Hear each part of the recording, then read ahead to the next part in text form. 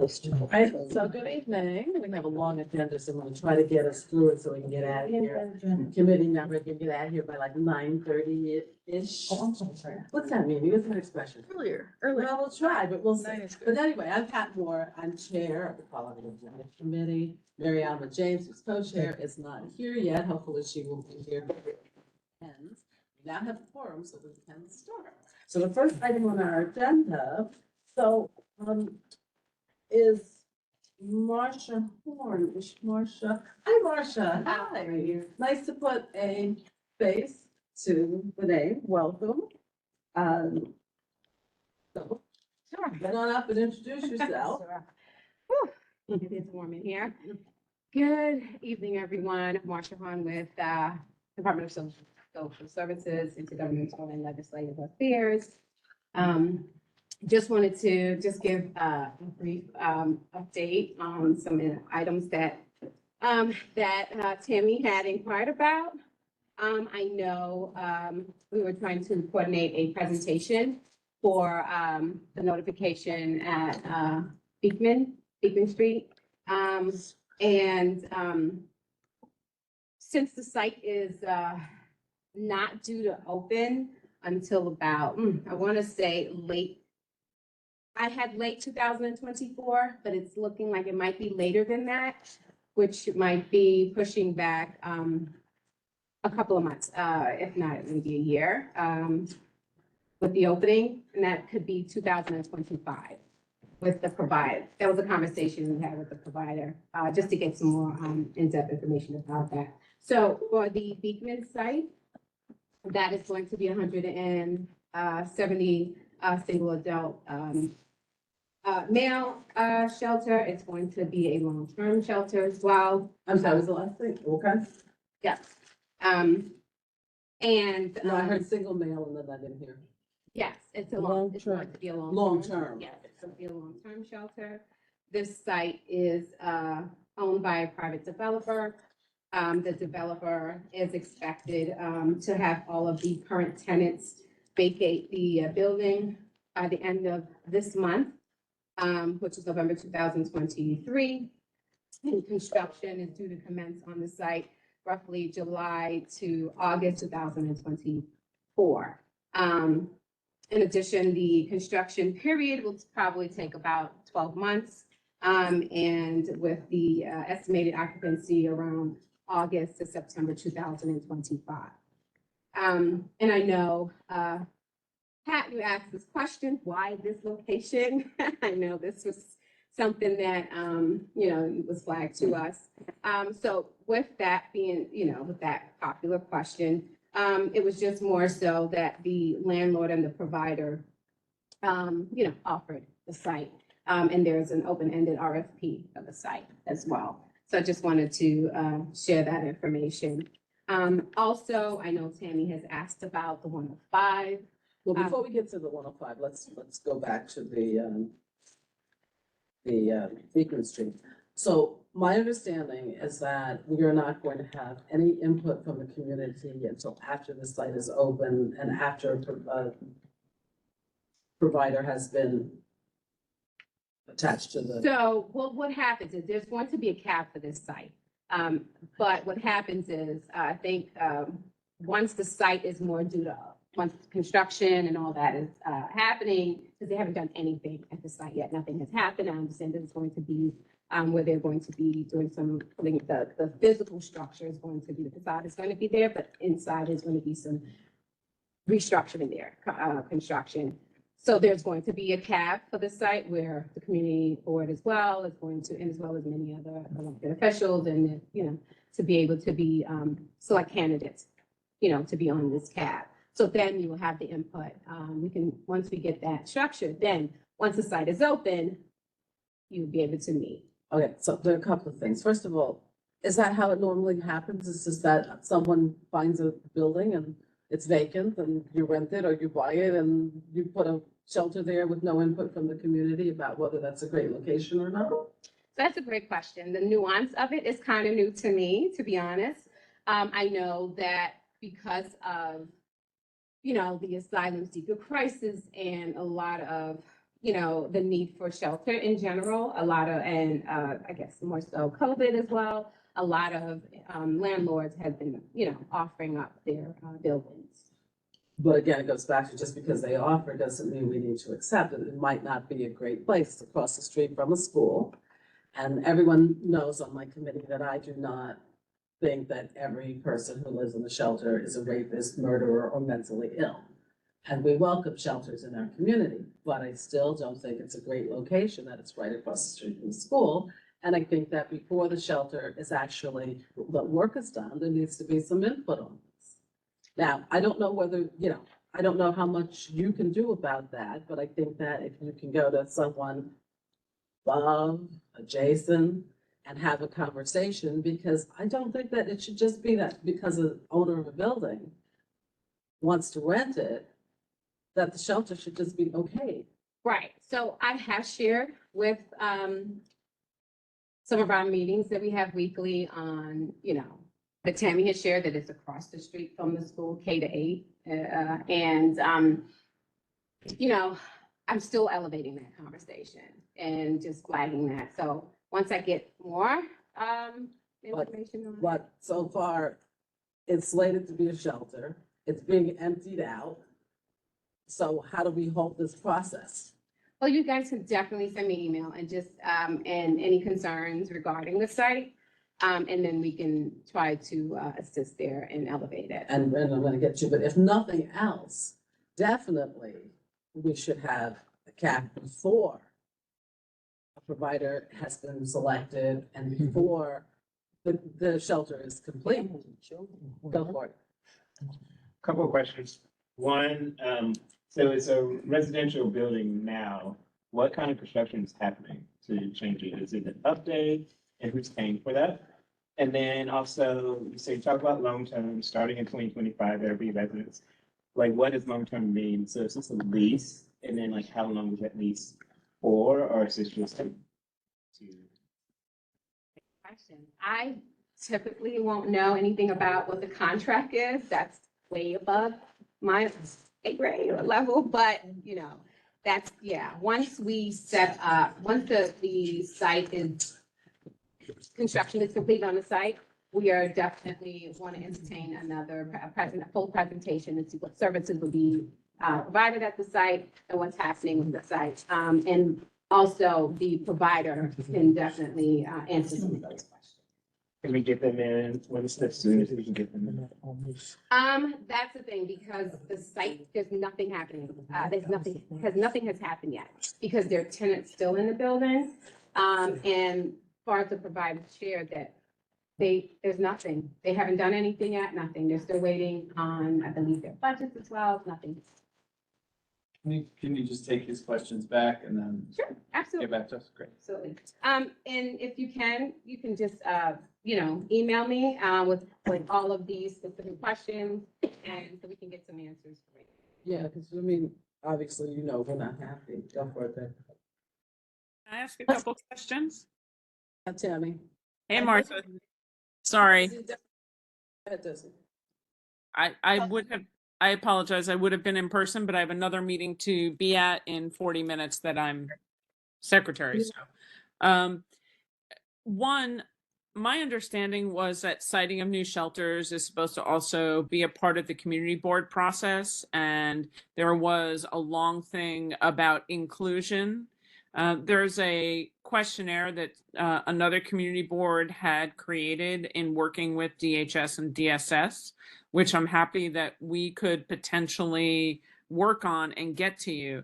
Because yes, it is great that after getting the notification that I was able to raise some concerns, but quite frankly, the due diligence shouldn't be on the community board to tell you that there's a pre-K to 8th there, and you're around the corner from a college and down the street from a hospital and other things like that. That should actually be in the information that you have.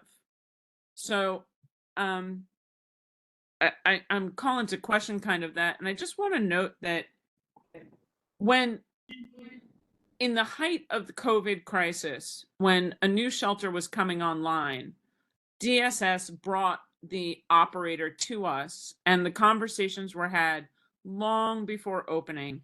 And even when a new operator was assigned, because they moved one group out and a new group in, Community Board One was able to connect the operators with local resources and get information to really work on quality of life issues in terms of helping the people who were going to be in that shelter find resources.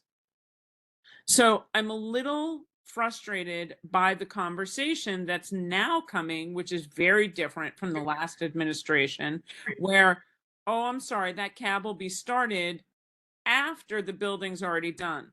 We already had pre-meetings with the lobbyist and the operator of who was supposed to operate 105 Washington to talk about, method of operation, surrounding neighborhood, and all of those things. And that's not even open yet.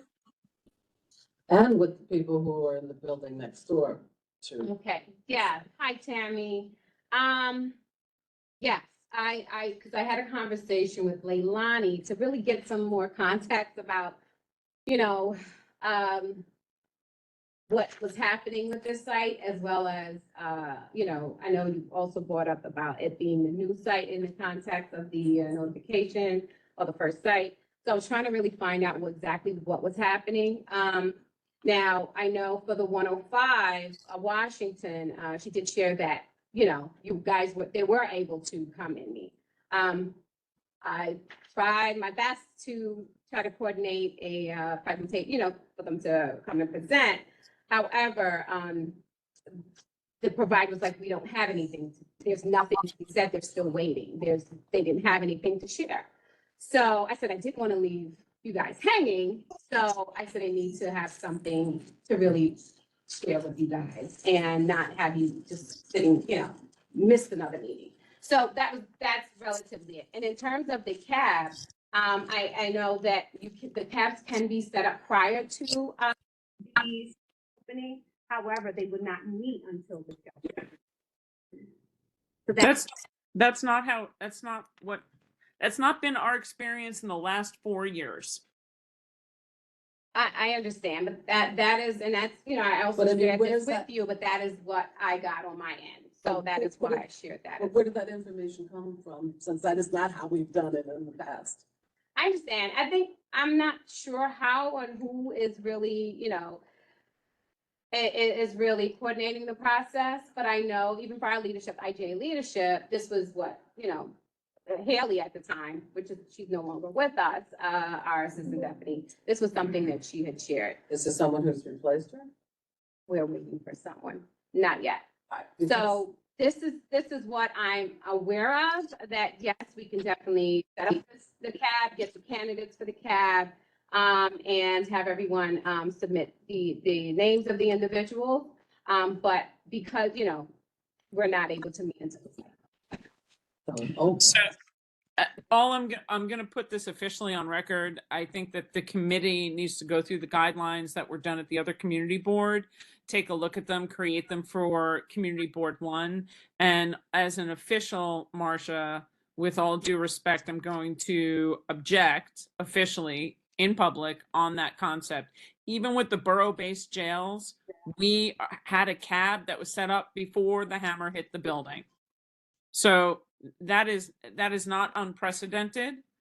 And it is further concerning to me. I understand that you're new, but the process for the city, when we're getting a note that says, congratulations, this is your first shelter, when we all know this is not the first, we all know that the site was chosen without necessarily you being able to tell me why the school was not a factor in this decision. And this was not a letter of coming to Community Board One saying, we have this opportunity, will you partner with us, and what do you think? This was, hey, good luck, this is your first. And that is not how we were hoping. We support getting the homeless off the street and helping people who cannot find permanent shelter. We are absolutely devoted to helping our fellow man. Understand that.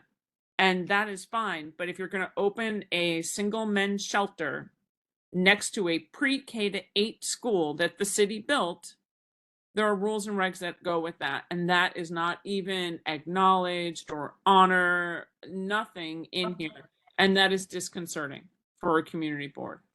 Totally understand. And I think, as I said, you guys can definitely, escalate the questions of concerns. And so we can definitely see what I can provide to you. I can definitely also circle back on the CAB information, but this was what was shared to me. And as I said, I did share that with you as well in the email, but I can definitely look into it again. All right, let's move on. So Yeah, so I did my Rosa question. has her hand up, so I'm just gonna put mine down. Yeah. It's just whoever the landlord owns the building and whoever he already has there. is it a commercial? I am not, promoting. I'm just wondering, it's residential and those people are leaving. Do they become homeless? I was thinking, yeah, they did share that with us, and yeah. Making a lot more money on the homeless one. That's almost like, Tim, did you have something else you wanted to ask? What's that? That's why one of the people. Devin? Did you have something else? I apologize. All I hear is Mitch mumbling. Are you saying something, Pat? So did you have any other questions that you wanted to ask or something, or another comment you wanted to make? Rosa's hand is up. She's stuck in the attendees. If you can promote the board members up who may have questions, that would be great.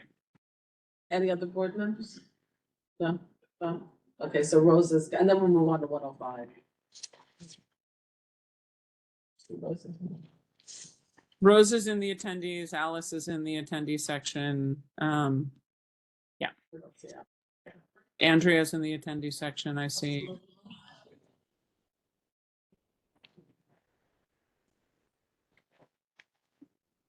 So Rosa, that's- Rosa's fine. Okay. Thank you so much. Rosa, go ahead. Okay, thank you. Sorry, I'm starting my video and I have a lot of street noise, but I cannot express my extreme concern as both Pat and Tammy have mentioned about locating right across the street from a preschool. And you are going to get a lot of ferocious pushback on that. That is not an acceptable location. And I know that honestly, let's be really honest. We're all NIMBYs, and everybody's going to say every location sucks that you could possibly come up with in the entire, country. But right across the street from a preschool seems especially, just an especially bad choice. And it's not like we have a whole plethora of schools around here. So please pick another location that would make a better fit, and that would not be across the street from a pre-K through 8. I just can't underline that enough for you. We will fight this. Thanks, Rosa. Thank you. Anyone else that's online that wanted to ask? How do we know? See any other comments? So if we have no other questions on this shelter, we're going to obviously continue with that shelter, but let's now go on to 105. To the 105. So for the 105, that Washington, that is a safe haven. And that project is a purpose-built site and is targeted to open in 2024, which is late 2024. And that would be 84 beds capacity, and that will be co-ed, women and men. And pets. And the And pets. and pets. And the provider is the UCSU nonprofit provider. Was that the same provider that came to us 4 years ago? It predates me, I'm not sure. I can. Who did you say it was? USC. CUSD Yes, CUSC. or DUSD? No, See, CUSC. Right, okay. I'll look it up and see. I don't remember. Okay, so any other potential shelter openings, any other shelters that you have issues with? You're not, no, it's H&H that's doing the migrant hotels. Yeah, okay, so that's not under your purview. Anything else? The only other site that I have here is for the 52 William Street. which is a sanctuary site, and that's at the Radisson Hotel. The provider is Highland Park, and that's an adult, that shelter was an adult families, but it's flipped to families with children, so families with children. Children under 18? It's under 18, yes. Yeah, because the one on Rector is families with children over 18. Families So with this children. is, now I thought that the 52 William Street was also under H&H. It's under you? I mean, I'm not from, this is only what we have in our portfolio, so all that, I wouldn't get that, so. Yeah, Okay, I don't so know if they, It must be DHS then. yeah, this one is, Okay, so the William Street is DHS, Mm-hmm. okay, even though it is a migrant. yes, it's a Okay. sanctuary site with the family. And is Washington Street as well? Because Washington actually, Pat, has younger children as well that go to the schools. Oh, we held it with children over the age. Just- Just telling you what I got confirmed. Yeah, and this site had flipped to the families with children. This was back on August 26, 2023. Right, and they continue to serve the population. I mean, yeah, that, Mhm. and that has been a shelter, in different iterations for a while now. And the capacity for that site is 288. 288? Yeah, Okay. I have adult families, but So, Marcia, I have a question for you. If that is a known site at 288 and 105 Washington is a known site, then technically we have two DHS sites currently in the district, and then 41 Beekman would be a third, not including the private one that's been here for decades. You're just talking specifically DHS and DSS, correct? DHS and DSS, correct. Just making sure that we're all on the same page. It's a third. Thanks. So that's what I have currently in terms of the sites. Yeah, I wanted to just share that.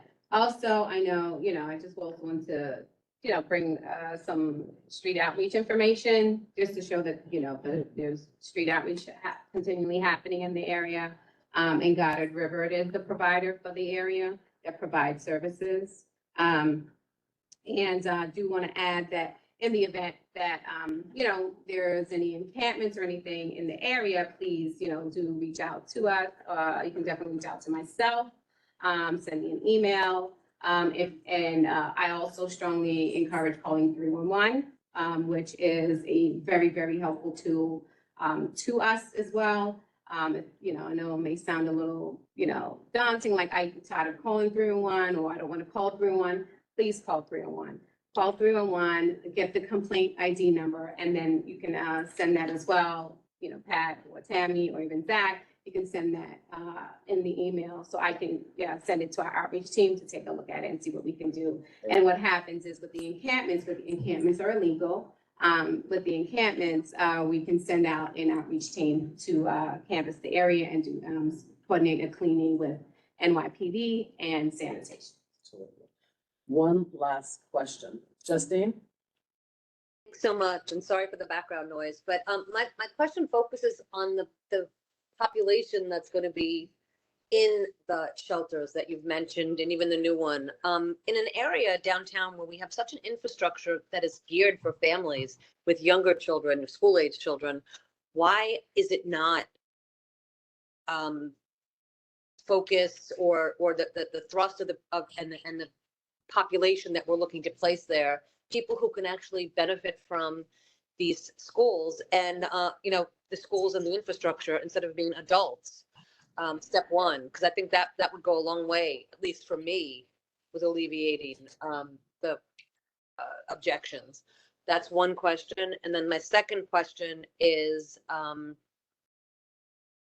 how long are the families with children staying in the shelters? Are they being pushed out every, 30 days, 90 days, whatever? And if that's the case, that's kind of horrifying for the kids that are in school. So 2 questions.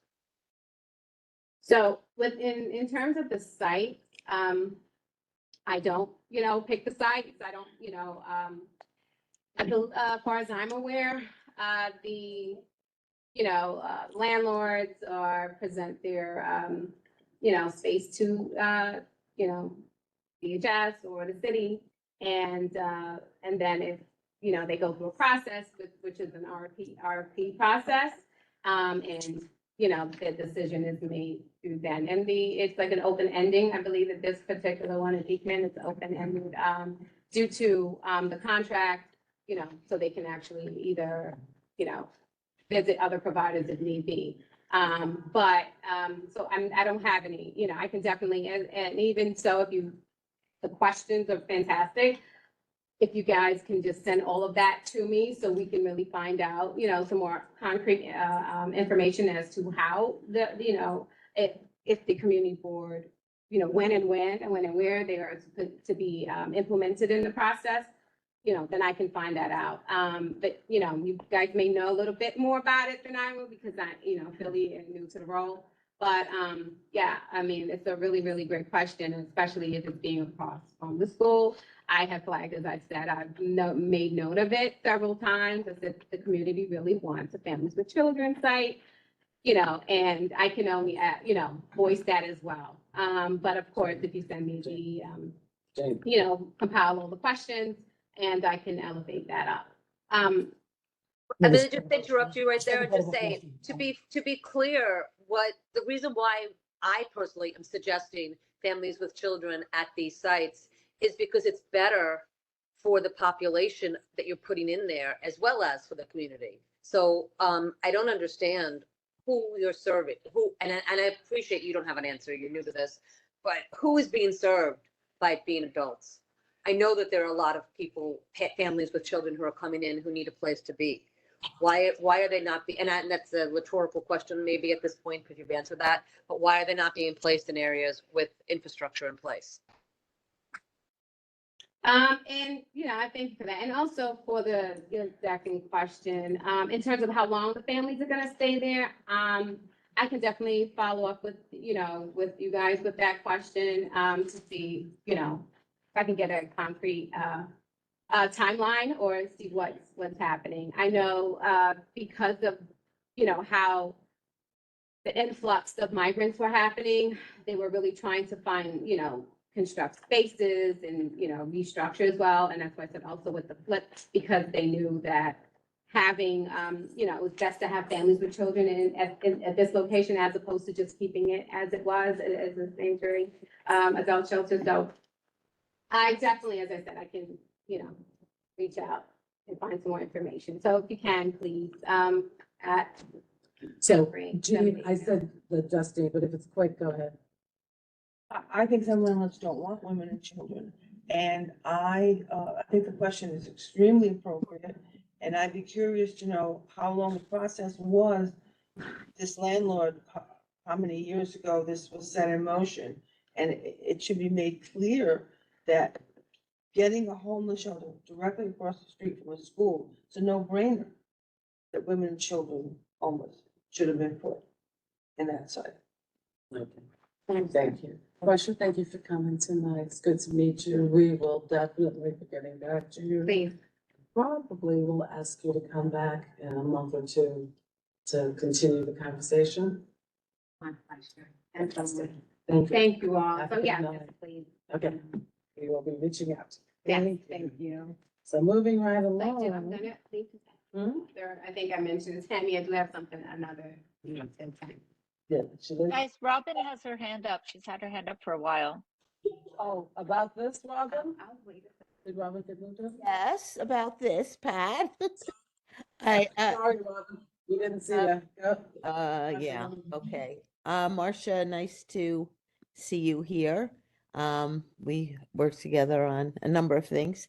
I think you raised a good issue, as a board regarding the availability of school seats, in the district. I mean, there are other factors that are considered, but I do think that if you reach out, as Marcia has suggested, feel free to copy me, but to, tout, the strength of the schools in the district.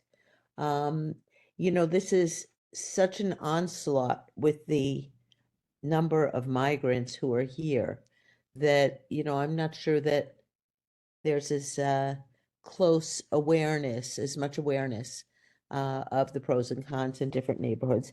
On the other hand, the populations need to be spread, but the fact that there are good schools here and that Tammy had told me that the children had been very well integrated from that shelter into a number of the schools in the area, easy to get them there, easy to get them home, maybe making friends with kids in the neighborhood, all the things that are not necessarily quantifiable, but are important to quality of life. So I throw that in there, include me, and Marcia handles homeless services. I'm sorry, DHS for Manhattan South, the same as my area at CAU, and happy to work with her and with you on this.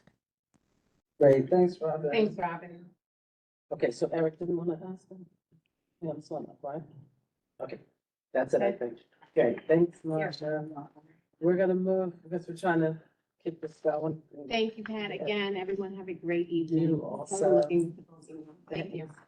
So next, second item on the agenda. Or questionnaire. Oh. Well, Sure. yes.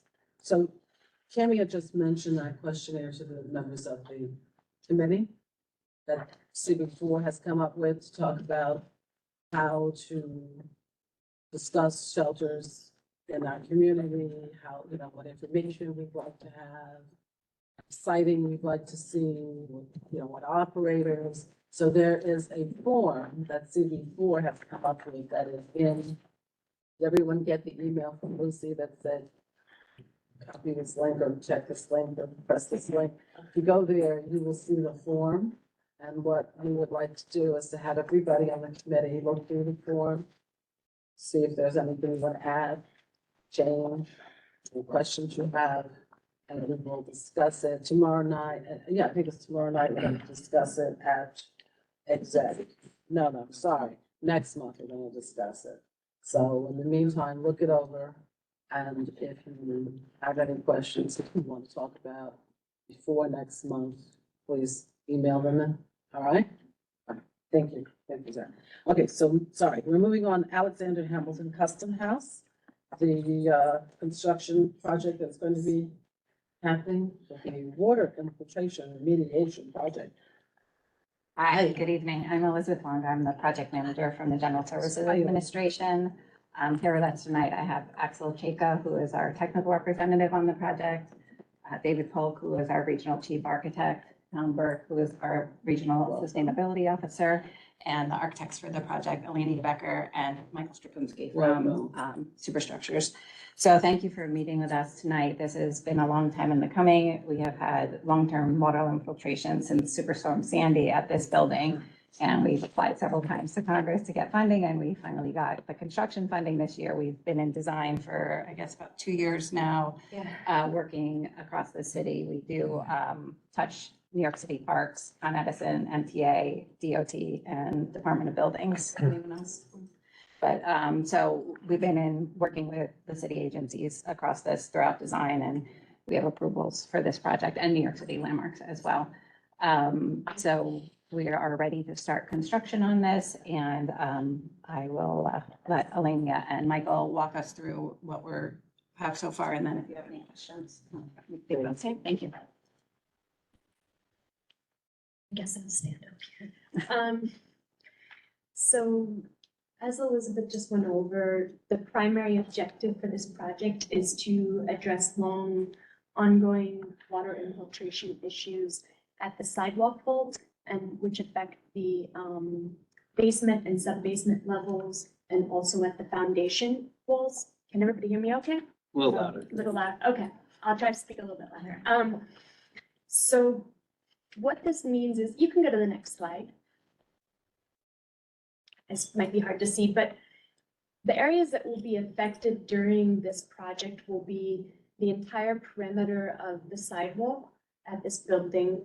That will be replaced along with the waterproofing that is underneath it. which is over the existing terracotta vault. And the basement level below extends beneath the sidewalk under these areas, and that's where we have a lot of issues with water coming in. And there will also be work done at all the areaways, which are highlighted in green at the perimeter of the building. Those will be rebuilt to address structural issues and waterproofing issues. And then there will be localized repairs at all of the stairs, including the main stair and side stairs and statue pedestals. And this is just to address water infiltration in particular. So they're very localized repairs. And then a large portion of the work is actually going to be done at the basement and sub-basement levels, which you will not see, which is at the foundation walls. There's a lot of structural work there with concrete and steel. And then we have a large mechanical, electrical, and plumbing scope of work, which is at the basement level. And basically, they're going to improve and update those systems and fresh air intakes, which are all affected by these different components of the building. You can go to the next slide. These are just some typical kind of deficiencies at the sidewalk level, in case you haven't been down there. There's a lot of issues with cracked sidewalks, shifted flags, open joints at the granite at the base. You can go to the next. Just going to kind of go through a general summary. Waterproofing of the areaways. There's some cracked glass at these light bulbs at the top, spalled concrete. Next slide. And then there's a lot of displaced granite flags. The curbs are often displaced, especially on Whitehall. There's some that are cracked and spalled. And next slide. These are some of the structural issues in the basement, which you cannot see, which will be addressed. There's a lot of corrosion. There's some piers which are supporting the statue pedestals, which need to be rebuilt and are cracking. Next slide. These are some of the corrosion that we have with the steel along the foundation walls, penetrations which will be waterproof. Next. More examples of the corrosion, and the one on the right is the terracotta vault itself on the underside of the vault, which is the ceiling, which is, you can see, very spalled and in poor condition from all the water which has been entering the building over the years. And next slide.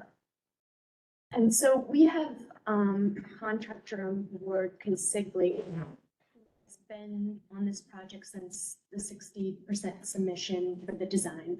And we've been working with them for their input. They have a lot of experience.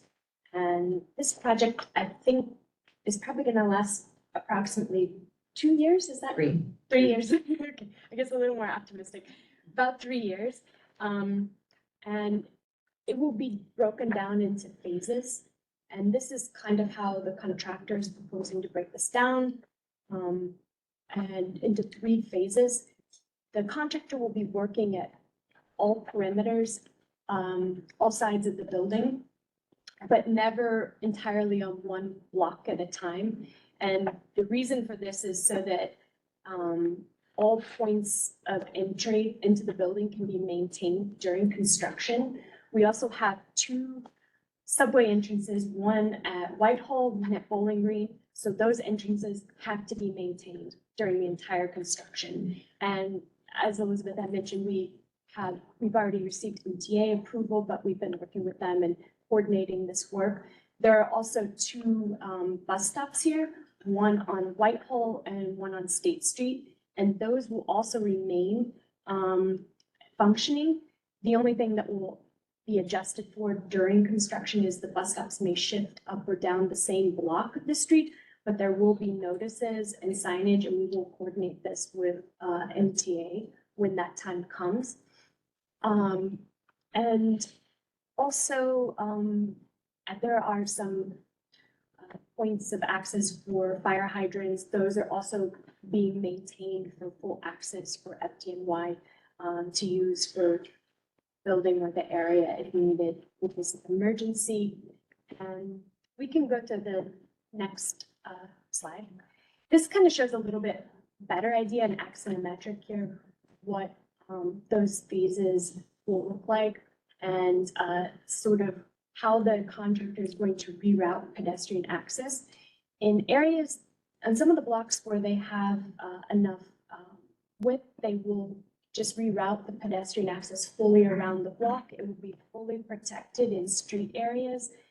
They plan to use fencing and mesh barricades, and they also have heavy duty barricades they want to use at the corners for around pedestrians. I think on the next slide you can see the some of the impact resistant barricades that they plan to use at the corners for traffic. And then there are some areas which are a little bit more narrow, like Whitehall and Bridge Street, which they may not be able to reroute the pedestrian access around into the road and maintain traffic, but they will be rerouted to the closest pedestrian crossing. So there still will be full accessibility and everything during the construction. And that's really critical. And one of the things you can't really see in the axonometric is that in each work area that the contractor has for these phases, which are spread throughout the 4 sides of the building, they will be fully contained. And by contained, they will be waterproofed. They will have an enclosure, a roof over them. And this serves a couple purposes. One is so that the contractor can keep water out during construction. And also they can control a little bit of the temperature better in case of, cold weather. It will allow them to work longer and to complete their work on time. But also it will help the public as well because it will help contain dust during construction, odors, and noise. And for this project, the contractor is planning to work during daytime hours. There might be occasional night work, but it will be very limited. It's only going to be at the entrances. Our daytime hours, Yeah. what are they?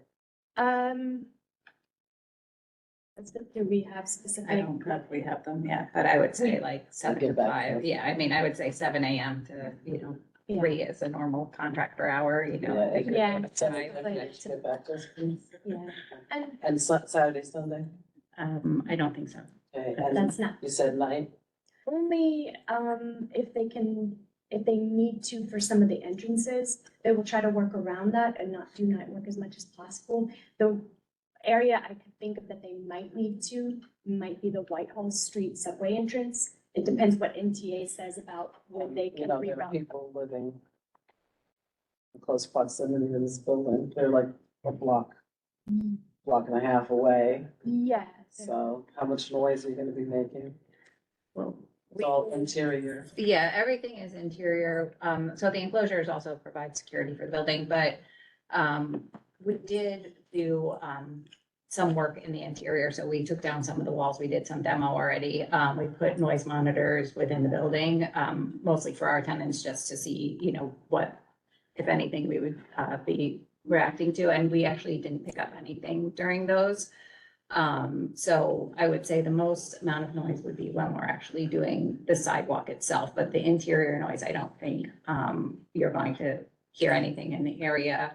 We have very strict vibration and noise for the Smithsonian Museum. I love that. So And the ports that are in there. Sidewalk? I would assume they would for the sidewalk, but I'm not sure. So we always ask if possible, start your noisiest work later. Mhm. And noisy work is also people yelling at one another. Hey, Joe, I need a hammer. Noise carries. Yeah. But again, the enclosures which will be built around the work areas will help build big A time. lot, yeah. It's not what's commonly done in the city, but for this project. We appreciate it.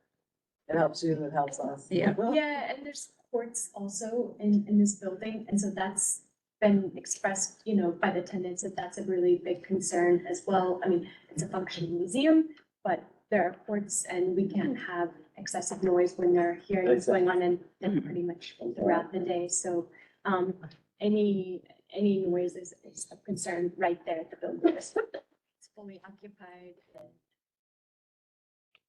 Any more to the presentation? Can we open it up You to can questions? flip through some of these if you want. These are just kind of showing the different phases around, but it's just the same thing that that plan shows. But yeah, if you have any questions. You might want to, that slide that is the 3 phases, which you said that's We can helpful. go separately, or I sent the presentation. Oh, you sent the presentation. Yeah, I sent the presentation. We have it then. Thank you. The whole thing. We can take it out ourselves. Okay. Yeah, Yeah. this is what. Yeah. All right, so can we open it up to questions? Sure. Committee? What? It's good to start. So I might have missed it, but when is this starting? We're under contract right now. We are waiting on just pulling permits, so eminently. Would you please notify us before? Yep. Is that like December?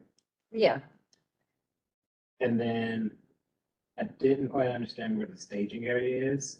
I'm mostly asking because I'm sure you're pretty aware, but there's a lot of construction going on across the street already. Yep. Have y'all taken that into consideration? And if so, how? Yeah, so we've been working with the DOT for a long time. So we sent our schedules to the DOT and they are coordinating all the resiliency projects in Lower Manhattan. And then we've also done traffic study. They requested that we do traffic studies down in the area, and we submit those to DOT. So we're mostly relying on DOT to coordinate through the Borough Commissioner's Office for the DOT. That's it. Anybody else? Does any of this affect the bus that goes around there, the M55 that comes around? We won't be taking out any bus stops, but we'll just be relocating them. So we'll have Just signage. stops, but not the bus route is No. not affected. No, we're not. Is it slow enough already? Is the farmer's market still there? There's a little one, but it's kind of a bit more north of where this area is. So we won't be affecting any of that. There's still going to be full passageway through Bowling Green, which is closed and like a cobbled street there. And we've already notified Parks and gotten their approval as well for this work. They know we're going to be working in that adjacent area. And we won't be disrupting the Bowling Green stop at all, or the farmer's market or the park or any Good. We fought. wildlife. Get that back. Yeah, that will keep going. If we do get complaints about construction, who should be point? Me, Elizabeth Wonga, I'm on the email. Okay. Anybody else? Is there a phone number that people can call, like that you can get answers in real time for complaints or questions? Probably again, me, or maybe I'll just give Axel's number. Rest of us here Really, what? in the morning. But, yeah, exactly. The flasher. Yeah. Stop catcher. Can Nice. we say I'm sorry for poor Elizabeth if she provides her number? I'm just saying. I mean, typically, we'll have a very clear construction sign up Yeah. for the project. And the contractor, of course, will be required to provide a number, even if it's for the contractor. Yeah. That will be passed on to Liz. Yeah. It's great. And I forgot to mention also, like, we as architects and GSA as clients will also be very involved in the project during construction. But we also have full-time construction managers who will be on site daily and will not just be there to make sure the work is done properly, but also that, all safety protocols that are followed. And if there are any complaints, that they can be relayed very quickly and efficiently. So maybe you'll get us, one of those numbers or 2 of those numbers so that we can call in real time in case someone sees something going on with their report. Okay. That'd be fantastic. Anybody else on the committee? Online. And online? Alice and Eric. Hello, Alice. Hi, Pat. Thanks a lot. Hi, I just want to ask a couple of questions. Is there any opportunity for resiliency on the actual area right around the building in terms of pavers or landscaping? Is that something that's being considered or done? No, we're bringing everything back, to what it was before and restoring it. So we're restoring what's there. We went through Landmarks already for their review.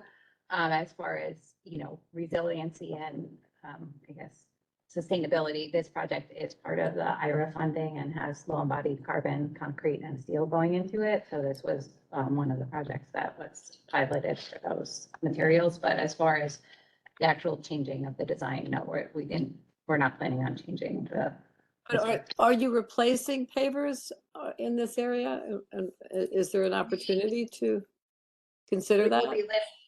We will be lifting up the existing granite and installing that. Again, we're not taking away the granite where it exists right now, but we're not putting new granites in the location of the concrete that's there. We'll go back. I'm also just curious, this is a curious question, just a curiosity. What is stored in the basement of the building? You may have mentioned, it's very hard to hear, unfortunately for me, but. It really depends. There's, it depends on different tenants rent out different areas. A lot of our mechanical, electrical and plumbing infrastructure runs through those areas. But no artifacts and archives are in the basement? Was anything lost in the recent years in terms of flooding? No, we don't. I don't believe they keep any of that. There is storage for different people, but I don't think they keep any artifacts down there. And last question, is this federally funded entirely or at all? All federally funded. It's through the congressional, there's a congressional funding. Right. So including the city street work. Well, the city street work is required because we're doing our federal project. So it's really a necessary expense as part of the federal project. So we take that into account. Interesting. Okay. It's really above our building. So. Right. Great. Thanks very much. And Eric? Yeah, hi. I'd like to know, after Sandy, was the building built with flood barriers for a future flood? And does this work encompass that if it wasn't? So this building is actually out, so no, there is no work that has been done since Sandy. But this building actually sits outside of the 100-year floodplain. So this work will bring all the waterproofing, we'll fully waterproof everything up to grade level. But we did not, when we looked at this, we did not need to put in the flood barriers because of its height. So this building is actually higher than the floodplain in the area. How old is this building? Okay, thank you. 1907. That's a surprise, though, that it's, that's good news that it's above the flood zone. That's Yeah, news if you to me. look at the maps, it actually is kind of a little donut around this building, which we're, That's great. Yeah. Any other questions? Anybody else online? One thing that I'll add to that question is this building didn't get a lot of damage specifically because of Sandy. It's just because of the age of the building and lack of funding, we just need to bring it back to good. And we are making little improvements in the details of the architecture to the waterproof facility. There are other smaller projects for the resiliency of the facility, like the backup generators. We are putting other types of front doors for specific systems or parts of the building that will be planned to maybe get flooded. We take that into account of how we consider the enclosure, right? So we do try to be holistic with what we can do. Yeah. Thank you. Any other questions? No? Thank you. Thank you. Well, thank you. Thank you. I'm excited. I love that building. It's beautiful. Excellent. Thank you very much. I'll email both of you. That's Trinity. We're told this building in New York City. I won't. I just come for fun. It is very interesting. Thank you so much. Thank you for having us. It's okay. Have a good night. We'll get back to us. Is there any changes or anything? Yeah. So what do we got now? Number 3? Hillary. Hi, Hillary. Hanging in there. So introduce yourself. Tell us what you're here about. Hello. Hi, everyone. I might steal an access spot, actually, so I can see more people. Just one thing, if you haven't signed up, please sign up to the QR code on the table. And when you speak, just speak into the microphone. Speak into the owl. Oh, it isn't. Yeah. Either one. Either owl. This is very cool. Hi, everyone. I'm Hillary. It's so nice to meet you. I'm with the Department of Sanitation. I work in their Bureau of Public Affairs. I'm here to talk a little bit about the commercial containerization rules. Some have already gone into effect. Another is going into effect tomorrow. So spicy time to be here. And then you might have heard there was a press announcement about potential new residential containerization rules. I want to start right off the bat. Those are not officially introduced. They have not been adopted. They have only been proposed by the mayor's office. So all the commercial stuff I'm going to talk about tonight is either already in effect or is going into effect tomorrow. The residential items still have not been proposed, and there will be plenty of time if you have concerns or thoughts to comment on them once they're proposed to the city council. Okay, if you want to. Thank you. This is our boy. I've seen him around. That big. What is this? I This is know. luggage. I know. I've been a fan of pizza that personally. There was a Halloween costume that I saw online about the pizza. Yes. You saw that? Yeah. It was hilarious. Fantastic. I'm ashamed to say I actually find rats very cute. I think that they make excellent pets also. So you've probably seen this image a lot. You're all probably aware this administration is extremely passionate about the issue of rats.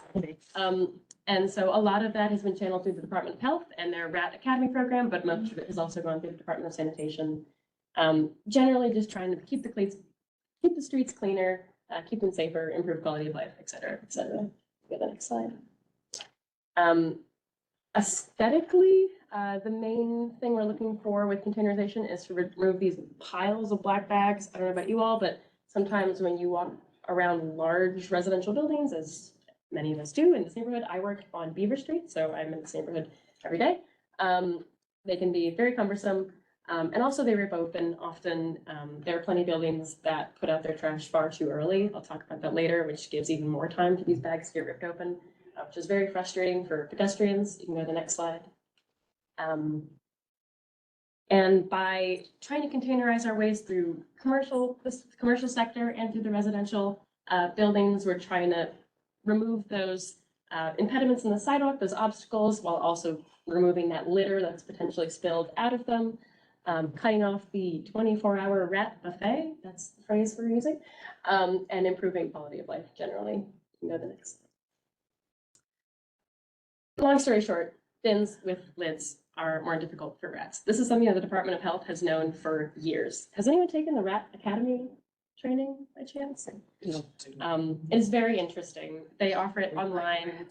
They offer it a couple times a month actually, and one of the very first things they say for mitigation is containerizing waste and removing prompts for them. And so it took sanitation years, but they finally got the message to say, hey, we should be containerizing most, if not all, of our waste.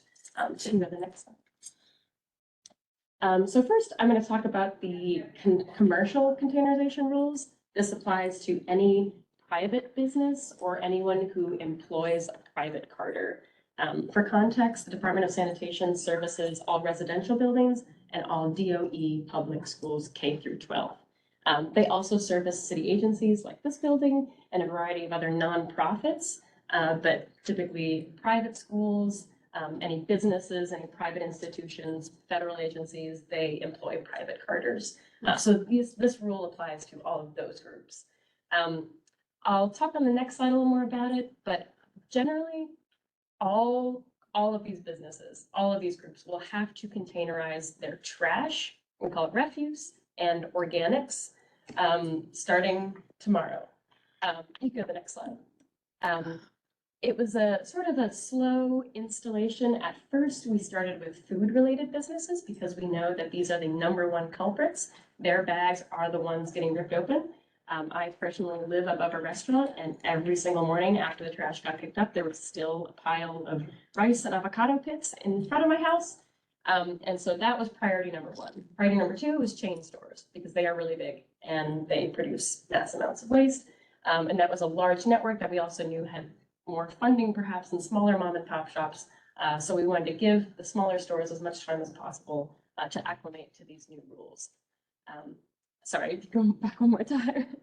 And so the final stage, I guess it's kind of out of order, but the final stage of this is all commercial containerization, any business. Starting tomorrow, that rule is going into effect. However, it will not be enforced, or no warnings will be given until March, and no true fines will be given until April. Tomorrow, the rule is officially being adopted and put on the books, but we're going to give people plenty of time. We realize this is a massive change, especially for small businesses. So tomorrow it's going on the books, but people really don't have to truly worry about it until March and then April. So we're going to start doing a lot of outreach. I'll talk a little bit more about that. We can go to the next slide. The main difference for that, like I said, is specifically trash and organic waste, because this is the stuff the critters want. And so their only options will be to either put it out in a container with a lid, or to put it out in a container with a lid. Those are the options. For recycling, they can put it out in a container with a lid, or if they'd like, they can use a bag. But as you all might have heard, there were new set out rules that went into effect last spring, which set out, it meant this waste could be put out on the curb later. So it used to be for bins 1 hour before closing, and then for bags after 8 p.m. That's the same rule for residential. Bags after 8 p.m. or bins 6 p.m. or later. We realized some businesses close before 6 p.m., so that's why it's the 1 hour for closing. I'm sorry, it was bins at 6? Bags at 6? Bags after 8, Right. and then businesses an hour before closing. For residential, it's bags after 8, bins after 6. Sorry. Yeah. And you're welcome to put them out as late as you like. That's just the earliest amount of time. So for trash and organic waste, all has to be in a bin. Recycling can be in a bin if you'd like to put it out at the same time as your trash, but also okay to be in a bag because the critters aren't interested in that. One thing to note, this does not apply to businesses that use a loading dock. And it also doesn't apply to businesses that use dumpsters. This is only if it's curbside. Oh, you know, the next slide.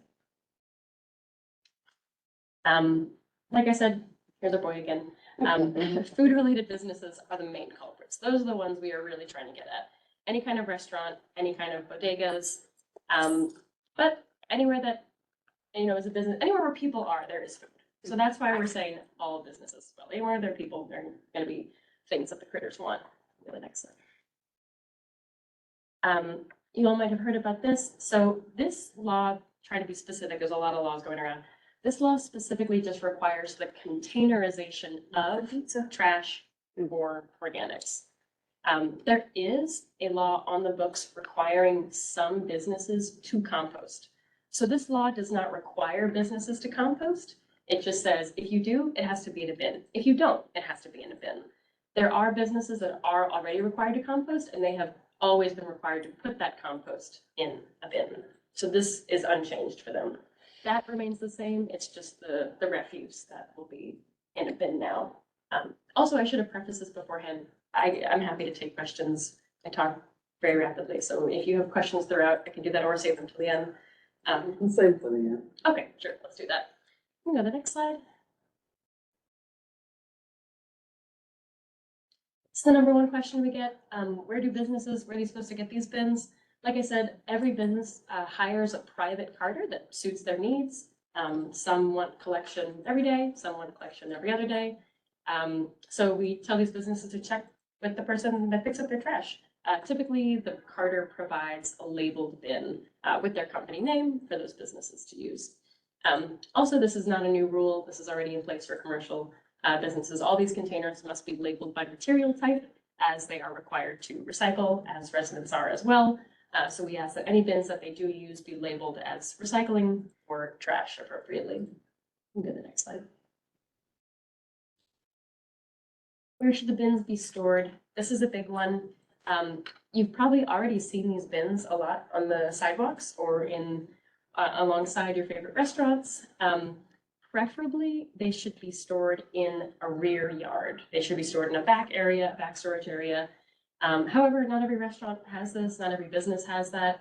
A lot of, hardware stores, a lot of smaller places, there's nowhere in the back and they don't want to keep it in the store. So the last resort is it's allowed to be in front of the building within 3 feet of the building line. So about here, this is where they're allowed to be. They're not allowed to be in the sidewalk, they're not allowed to be tipped over in the sidewalk, they're not allowed to be in the street.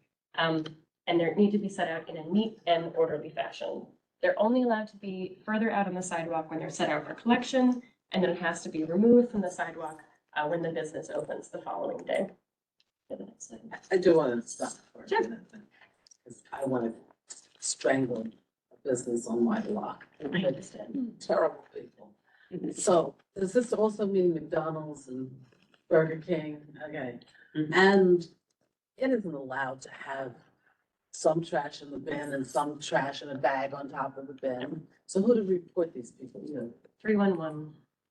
We have an expansive sanitation enforcement unit.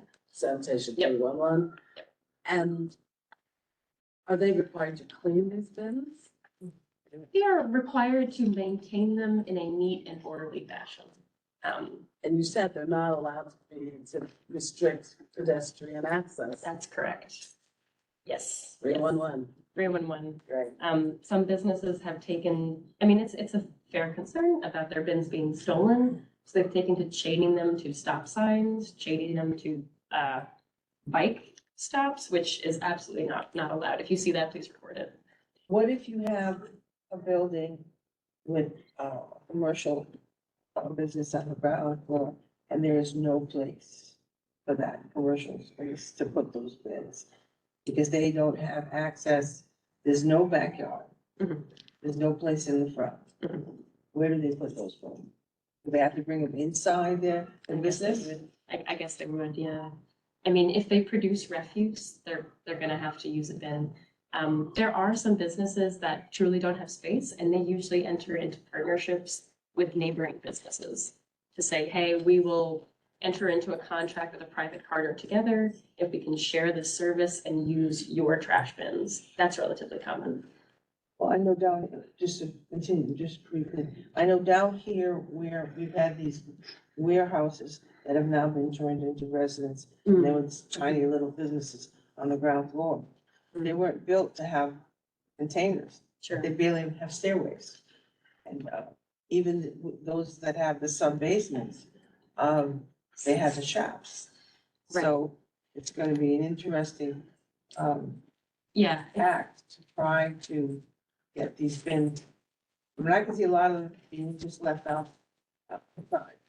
And then we're gonna build those wooden things that you see in the village, Yeah. you know, which are not attractive. And it'll be an ongoing discussion. Well, with outdoor dining, isn't it also an issue? It is. Yes, there are plenty. That was a huge issue when we rolled out the restaurant. Are you all working together to resolve? Partially, I think that's, those discussions are above me. But primarily if it's either out back, out front, or if not out front, then shared with another business that has room. Also, it's always incumbent on the building owner to provide space either for commercial businesses or, more in my expertise, for residents. There's no place in our building at all to That put is- a bin. And we don't have elevators that work, so I have no idea where these bins are gonna go, except outside, but there's no room outside. It's just a tiny little sidewalk. So I have no idea where those bins are gonna go. What's there now, just bags? We walk the bag down the stairs, put it in the sidewalk, then that's it. But I mean, in terms of a bin, Yeah. there's no place, but the buildings are back to back. And this is the front. All right, well, I mean, can't resolve that tonight. so- Today, but it's Yeah. gonna be an issue. Yeah. It's I mean, a fair question. My hope is that we just move in the direction that we did with smoking. Remember when we had to ban smoking in public places and everyone was like, how could that ever happen? That'll never work. It'll never work, I say. And now. We gave up, so What do we do, ban bans? Give up trash? Give up trash. Give up trash? I'm just saying, like these cultural shifts, I think are very difficult, and I think that they can happen if we wanted to.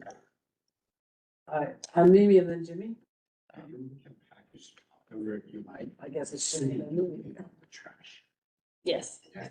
Often, people ask me, Mhm. I get an entire section. I walk around the block. Nothing was, I checked, there's no holiday, there's nothing. The trash was piled there 3 days. It was last week. Right. There were 2 holidays last week. So this rat don't pay holidays, right? So you can ask us to lock it in safe, all that kind of stuff. But when I look at that, I was like, this is for, it's just, the rat's not gonna say, well, okay, then, all right, I won't go that way. I'll go. You guys can get back on any, right now, there's fucking bins and stuff. Yeah. Right now, you go right now, the rats go in and out to those bins. I'm just happy I'm gonna buy some stocks in some American companies.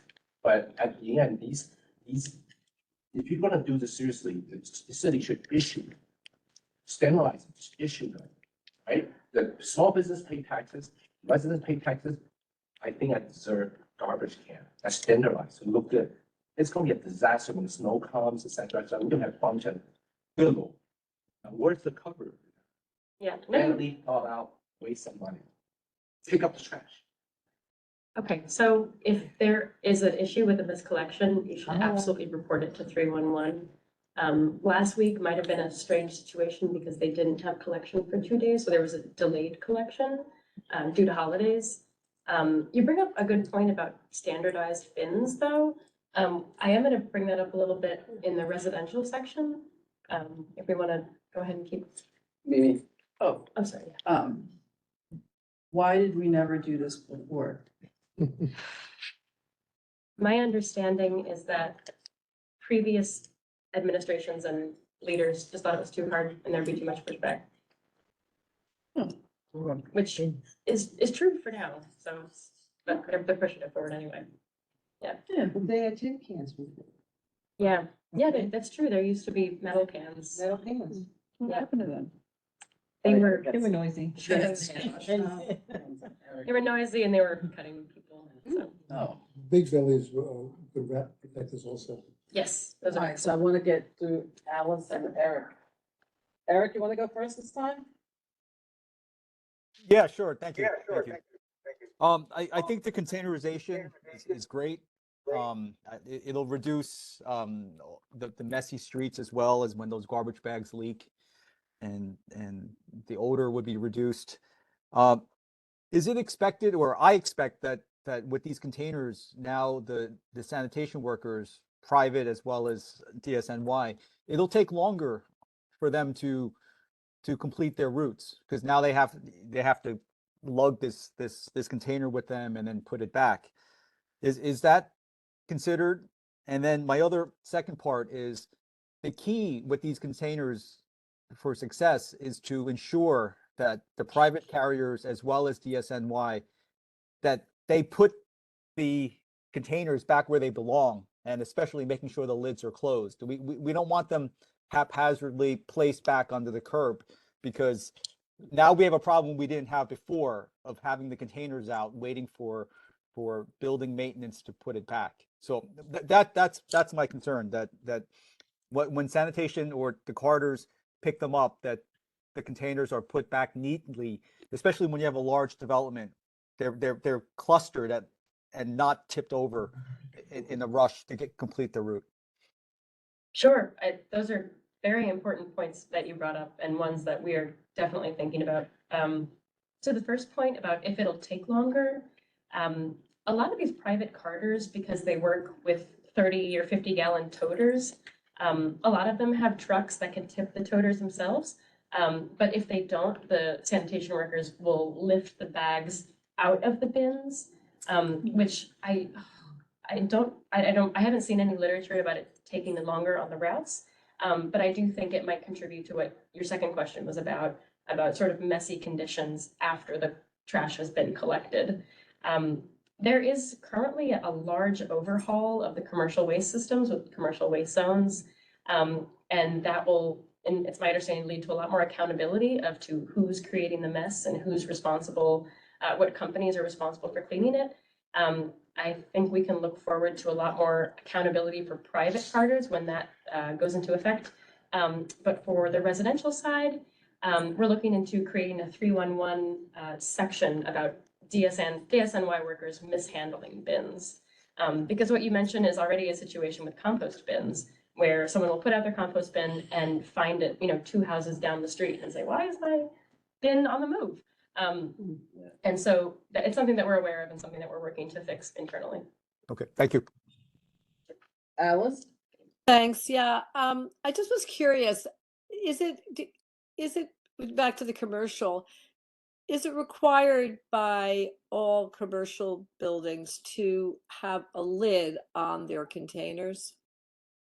Starting on the books tomorrow and then applicable in March, yes. Okay, I thought that started in August. So something started in August that was just the containerization, but no? Yes, yeah, for food-related businesses, yes, that started in August. And then for chain stores, like any store with 5 or more locations, that started in September. So what's starting in March is just everyone left. Well, I always hate bringing in a personal matter, but maybe others share this, but we live next to a hotel.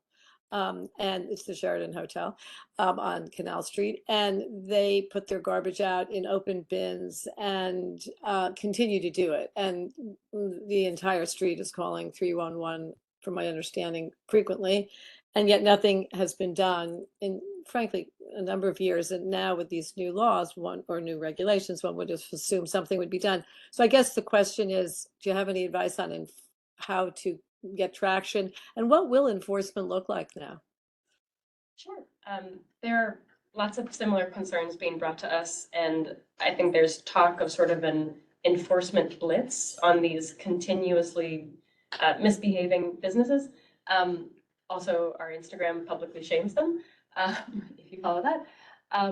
But for the commercial containerization rule, there will be intense enforcement. We also have an entire Bureau of Commercial Waste that will be conducting site visits to give them warnings in that warning period. But for enforcement, the fines are $50 for the first offense, $100 for the second, and then $200 for the third and subsequent offenses. $50 for the first offense and $100 for the second. I would consider that fiercely prohibitive in terms of, wow, that seems like that would just be sort of business as usual. That doesn't seem like very much, but okay. Well, I guess the proof will be in the pudding, as it were, at the end of a year of this. Okay, thanks very much. Just for that, sorry, back off that. Does hotel, is that qualified as a food business or non-food? I guess it depends if they have a kitchen. If they have a kitchen, then it should already be applying to them. If they don't, then In this case, Zach, they do. Absolutely do have a kitchen and dining area. Is that one you can escalate? Because we have gotten a lot of complaints about the Sheraton on Lisbon Arc. Could I put a pen? Yes. Oh, thank you. Is it branded? Oh my God. Okay, the Sheraton on Canal, you said? Canal and Lisbon Arc. Right, 370 Canal, its garbage goes out on the back end, which is on Lisbonard Street. And then the last one, no, is there anyone else online? Yeah. Oh, I see Rosa. Yeah, I just wanted to ask if this is different. Is this initiative different than what's already happening in some of the residential areas? Like when I lived in Queens, we had trash bins, we had plastic trash bins with lids, and the sanitation would come and they would dump them, and then they would leave them right on our, I don't mean to sound like you're ahead of the curve, but there didn't seem to be really that much of an issue in, the residential areas. Is this just that ramped up in terms of the commercial collection? Yeah, it just wasn't required before. It was optional, and many. Oh, so it was required where? Oh, okay, interesting. Yeah, we had the. I'm not familiar with that. There are some areas of Queens that are a little more autonomous. Mm-hmm. So maybe you're in one of those areas. The community is demanding it. Yeah, and recycling and the trash had to be separate. Like sometimes people would come down the block and put their bottle in my trash, and then I would get a $25 fine for not having it separate, even though I did have my recycling out and this was some random person doing that. So it was pretty stringent. Yeah. Yeah. in the Q borough. I was just wondering if that was gonna be pretty much what it's gonna be like in the commercial. Okay. I believe so. Just to wrap up on commercial and Well, sure. Rosa? Oh, hi, thank you so much. So I am loving this discussion because I am like crazy about garbage, but also I have to admit that our building at 20 Pine Street is one of the known, excessive garbage production, tall mountainscape locations of FIDI. And we are trying to address. We appreciate this. And I know that our building is essential and that it's a large residential. We do have spaces to store things, but I just want to point out that in FIDI, a lot of our streets are incredibly narrow. The buildings do not have the facilities on set, like there's no yards, there's no back area. You're breaking up, Rosa. So our streets are also excessively narrow, and I'm wondering how does that work for our FIDI businesses where you may really only have 3 or 4 sidewalk width. How does this program work in this situation? We've got Sure. So, yeah, you were breaking up a little bit, but I think I gathered what you were saying about. And they must. Oh, sorry. Yes, I think you were asking, sorry, it was breaking up a bit about no backyard, limited sidewalk space. Totally understand. So they built buildings back, you know. Just no alleys. Yeah, we don't have alleys. We are like buildings that are like got like 1 inch, gap between wall to wall, and there is no sort of storage space to speak of. A lot of these buildings just do not have the physical infrastructure to be able to absorb something that takes this much space. And so I remember vaguely that a few years ago, right as I was joining the community board, there was something in FIDI specifically called the Make Way for Lower Manhattan. And so I would urge you to maybe look at that, because I remember garbage was one of the big problem issues that it was trying to address. And I do think we have a very peculiar situation here. And I also would echo the request that perhaps we have a really well thought out vision of garbage collection that is going to be permanently located in the street, because the reality is the sidewalks can't take it, and so then it's going to have to go into a street spot, right?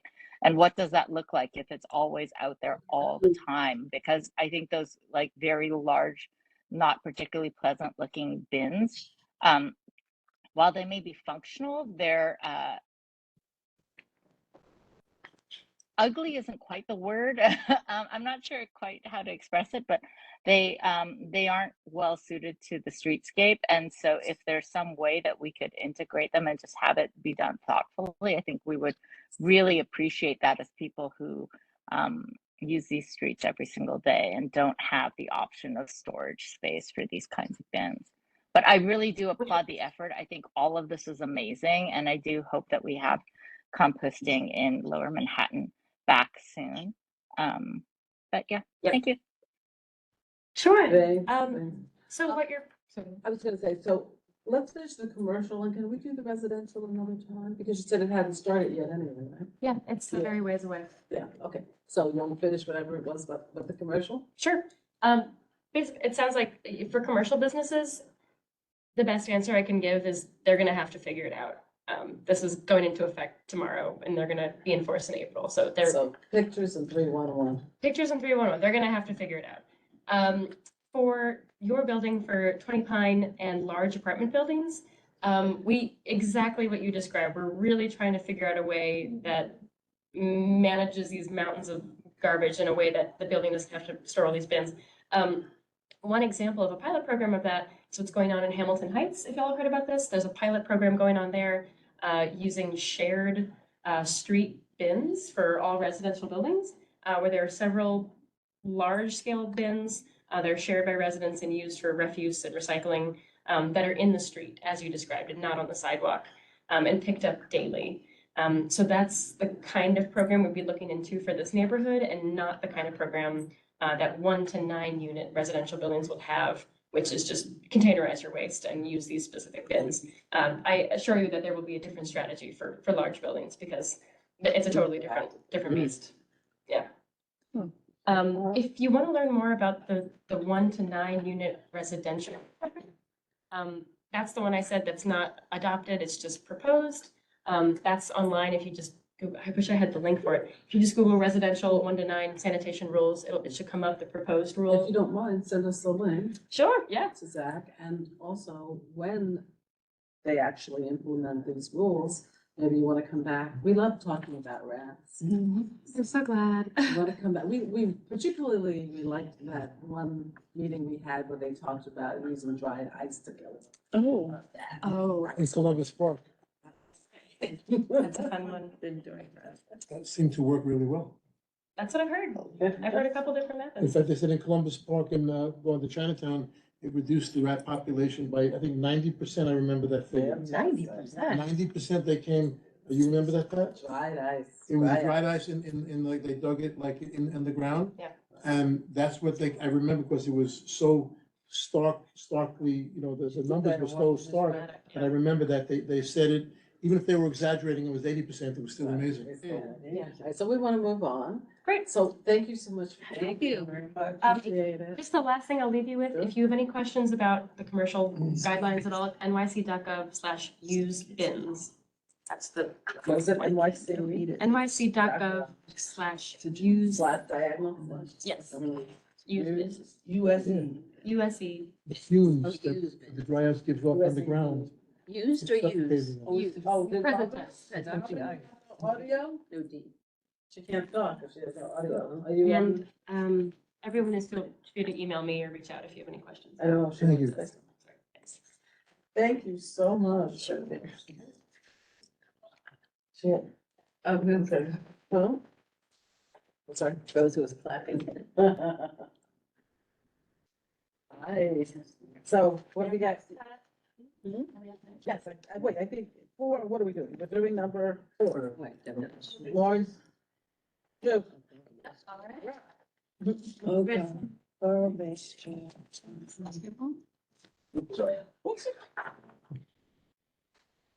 Okay. Can I just ask, anyone from the extended borough-based jails team who needs to be moved over as a panelist, can you raise your hand? I think Zach is moving people over, because I know we've got a couple people from DOC, DDC, the mayor's office, should all be joining.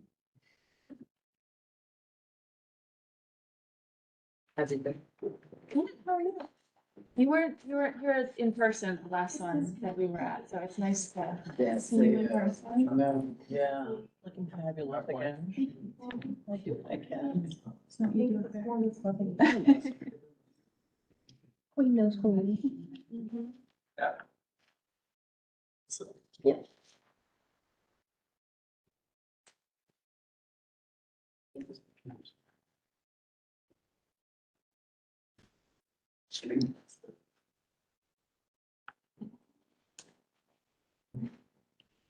You're ready.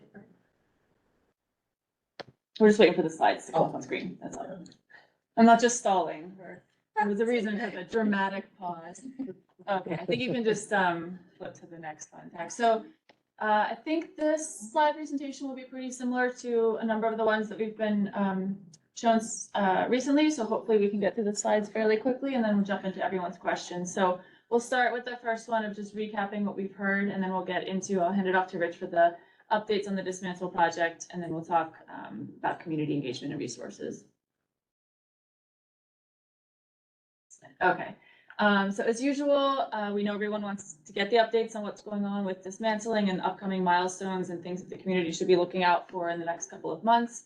So we'll get to that starting on slide 5. We will also, again, as usual, be presenting updates on our environmental monitoring program and the results of the monitoring for the last couple of months. That's on slides 10 through 14. At the last community board meeting, there was a request that came up about whether or not it would make sense for the team to look to install an additional aero vibration monitor on the Chung Pak building. So Rich can talk a little bit more about this, but we did explore the option. We took a look at the placement of all of our monitors around the site and determined that where they're at is still the most practical and feasible position. And we still think that these are really adequately capturing all of the air and noise monitoring that we need to on the sites, given the radius that all the different monitors are monitoring for and capture. And finally, we'll get some updates on what's happening with the second crane that will be arriving on site on White Street and when that's supposed to be happening. We talked about that again at the last meeting, but we'll provide an update. Okay, you can jump to the next slide. Skip this one, it's just the title slide. Actually, yeah. Oh, Yep, yeah, there we I go. thought I had more, but. Okay. So I'm Rich Peterson. I am the project manager for Gramercy Group on the project at the White Street area. The first few items here are completed. The South Tower sidewalk shed has been constructed on Center Street. The North Tower scaffolding and screen cover was completed this previous summer. We are in the process right now of changing from phase 1 to phase 2. The Center Street side has been converted over to phase 2, and Baxter Street will be converting once the Sally Port is fully operational on Center. The South Tower scaffolding and screen cover will resume installation going on next month. The North Tower dismantlement and North Tower crane are ongoing through this January. The South Tower dismantlement will begin this winter through the end of next year.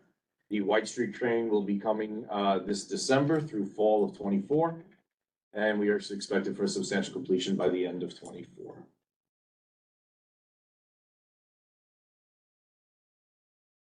This was the phase 1 layout that everyone is in the area should be used to. It's what's been there for, coming up on 8-9 months now. The area, the Sally Port, is nearing finishing of construction. So that is the area that has been transformed into phase 2, which you'll see on the next slide. As you can see here, the additional sidewalk shed cover on the west side of the South Tower has been constructed, and the sidewalk is being turned over to the pedestrians in front of the Sally Port. On the east end on Baxter, the sidewalk fencing will continue to wrap the South Tower and the current Sally Port within the next few weeks.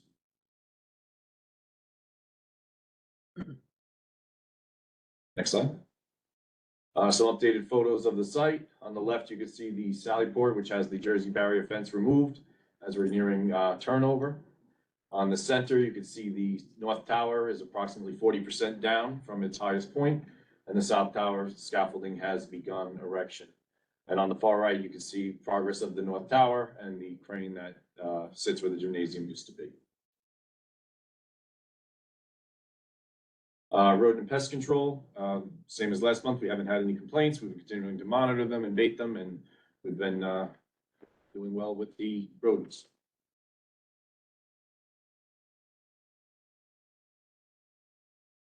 Next slide.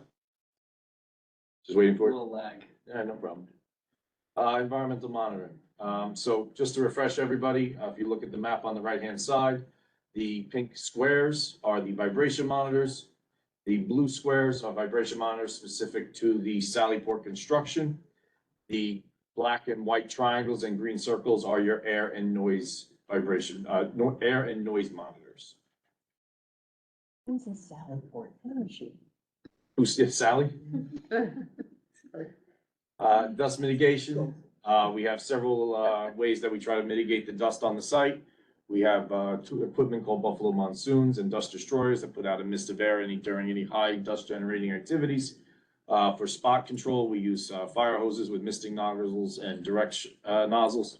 And up on the direct floors where we're working, we have hoses as well as the dust curtains on the perimeter of the scaffolding system. That same scaffolding system has a sound barrier attached to it. Here's a representative photo of it when it was on the gymnasium roofs. It is currently deployed on the roof of the structure. Well, not the roof, it's now the 6th or 7th floor, but it is around the perimeter of the demolition site.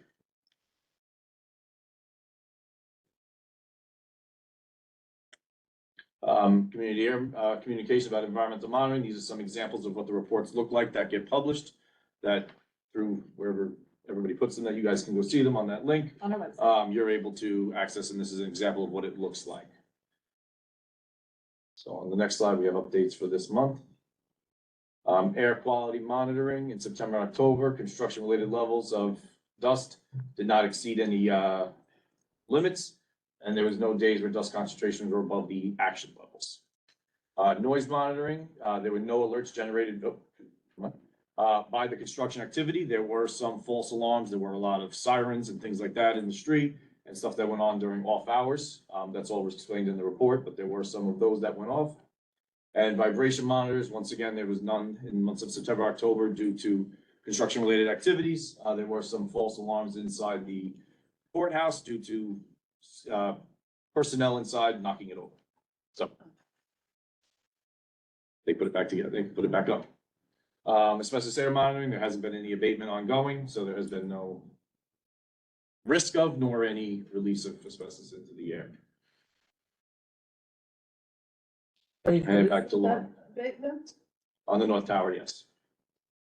And I think most people are familiar with this information by now, but if not, in the event of an emergency or, some incident that is beyond normal construction activity, we will be coordinating with New York City Emergency Management in case the whole community needs to be notified or there's any sort of extraordinary circumstances. NYCEM also has a notification system set up, so there's information at the bottom of the screen for how to sign up and register. You were just taking notes? No. Oh, okay. For how to sign up and register if you want to get those alerts. So they send out alerts through social media. You can also call and sign up on a phone number. So we will be coordinating with NYCEM and any other relevant agencies in the event of any emergency situation. Go to the next slide. Okay, and now a couple of notes on some upcoming engagement and resources that are available for the community. You can just go to the next slide. So in addition to ongoing presentations at the community board, the neighborhood advisory committee, and our Chinatown stakeholder briefings, we're also going to be having workshops with the public that are going to be open to the entire public, geared towards getting design input. The first of these is going to take place on November 29th. And this is, we'll have some more information on the next couple of slides, but this is about getting renewed community input into the design guidelines. So this is a document that's going to be part of the RFP for the new facility. And then actually I'll talk about it when we get to the next slides. There will be additional engagement once we have the design builder on board. Can I just input? Yeah, of course. So I think we brought this up before and probably don't have an answer, but try. The city's now going through this budget crisis. Suppose they decide not to demolish Rikers Island. What would we be designing? So we have received no information that we are stopping this. We are very confident that we are moving forward with the port facilities. And so we are, again, DVC, it's our mandate to design and construct the new facility. We have not received any direction that something else would be happening. Yeah, I figured you had, Yes. I just want to bring it up that now that we see. we have- If that changes, I'm let us sure we'll be talking about it here, yes. Bait and switch, yeah. So on that note, talking about design input from the community, if you go to the next slide, we do have a plan for this. So as I said, the first part of this is getting input on the design guidelines. So we're going to hold, there's going to be kind of two opportunities for this. One, we're having an in-person meeting on November 29th, and we've been advertising for that, sending out e-blasts, posting flyers around the neighborhood, working with different community organizations and groups to make sure that we're letting everyone know. So this is fully open to the public. There's an opportunity to come and join us in person and provide feedback on this. However, for anyone who can't come to the in-person meeting, you'll have an equal opportunity to provide your feedback online. So all of the materials from the workshop will be hosted online following the meeting, and we'll have an open period for about 2 weeks from the end of November through mid-December, so that, I see some hands going up, but so that anyone who, if you missed that meeting, could still go on, review the materials, and provide all of your comments so that we're collecting feedback from everybody. Is it okay? I know your hand is going up. Can we just have two more slides, and then we'll take questions at the end. So the design guidelines, these are not design prescriptions. We're not dictating what the building is going to look like, but it is providing, we want the community's feedback on this, on essentially guidelines for the future designer. Things like we want this building to fit in with the neighborhood context. You know, we want this to be a welcoming environment for pedestrians, things like that, that are kind of talking about the overall impact of the building. So we want community feedback on this, and then that feedback is going to be added to, we're going to revise the existing design guidelines document that we have, and then that will be attached to the request for proposals that goes out to the potential future design build team. So it's considered part of the contract document. So this is something that will carry forward into the design for the new facility. And then, as I said before, following NTP, that's notice to proceed. So once we've selected a design team, we've gone through the procurement process and they're on board, as they are beginning their conceptual design phase, we're going to be coming back out to the community, and there will be a whole series of workshops where we actually, once they have a concept design, where they present it to the community, and then we get feedback from everyone on what that actually looks like. So we'll be, that's a little ways away, but as soon as we're getting closer, we'll be sharing more details about that and getting that scheduled. Is there a next slide? Okay, and these are the flyers that we've been sharing out, both digitally through an email campaign and then also in person throughout the neighborhood. Oh, and one other thing about the workshop. So as you can see here, even our advertising materials, we are translating everything into Chinese. The workshops themselves, we will have materials, written materials in both English and Chinese. We will also be offering live interpretation, so that's simultaneous, like verbal translation in Mandarin and Cantonese during the meeting. So we're trying to make this as accessible and inclusive as we can. And I think that's our last slide, and I know your hand keeps popping up, so please. So, oh wait, sorry, one more. So okay. this is our standard slide. I think everyone knows this. This is how you can get in touch with us even in between these meetings. Our community construction liaison, Nikita, all of her contact information is on the screen. And oh, I have to correct myself again. Okay, that was our last slide. All right. So what is committed is the tear down of the facility. There is no actual design of what's going to be put up. Is that what I'm hearing? Correct. That's So it's possible that there could be no gym if it's determined by the powers that be to keep Rikers open. That's a possibility. That's what I said. that is not the current plan. So we are But I'm just issuing. saying that all that's committed is that the tuned, et cetera, comes down. At this moment, yes, because we do not have a design build team on board. However, we are committed, we are issuing the request for proposals to select the design build team and going into procurement starting in the new year. So that is moving forward, But yes. theoretically, when you're asking people to come forward with the design, one of the possible designs could be, what if there's no jail? This is what we'd like to have in the community. Yeah, that's kind of what I was asking, like. Okay, so the This is design theoretical. guidelines workshop is specifically focused on getting the community's feedback on a document that is meant to guide the future design builders of the facility. So at that workshop, we are not going to be speaking about hypothetical situations in which something else other than the Manhattan Borough Waste Jail. We are only focused on talking about the Manhattan Borough Waste Jail. Now, I have some questions about the workshop, and then I'll go back to Mitch. Sure. So it's November 29th in person. Yes. Where's it being held? It's at Transfiguration Church. And how many people can attend? Hopefully, everybody who wants to. Is there a space limit? I think about What's the 300 space people can get in. They can hold up to 400 people at the space. Oh, that we so have. 400 We people. have If like- we run out of room for people, that would be a great problem to have if we get that much participation. And if that happens, we will figure something We'll out. have another date. Transfiguration. Yeah, Yeah. but I don't The school expect we. doesn't have an auditorium? Just the church? So The church holds we, about 400. yes, we hold about 400, and I know there was a recent event that DDC held for 70 Mulberry at Transfiguration Church, and that got fantastic turnout. So we've been working closely with, teams that are really familiar with the neighborhood and have said that this is a place that a lot of the local residents know and feel very comfortable in. So they were available. So we think, just based on past experience, that we know that this is a place that people find to be accessible, are familiar with, and that we will hopefully, that the location will not be the thing that prohibits turnout. I was just saying, if the church Mhm. fills up, does the school have an auditorium that's bigger? Are you talking about the adjacent? Yeah. Yeah. Yes, we can also, like, it's actually, we are gonna use the school building, not the church, but they are adjacent to each other. So That's- it's gonna have that's what I was like a thinking. door guiding everyone. So 400 people. And, but so we heard there wasn't a NAC meeting this month, right? Correct, but it has not been scheduled yet. The, Yeah, is there going to be one? I would defer to Robin Forrest from CAU to speak to the. Robin, are you still online? Signed out of it. Sorry, so we'll have to ask Robin about him. She's here, but she's an attendee.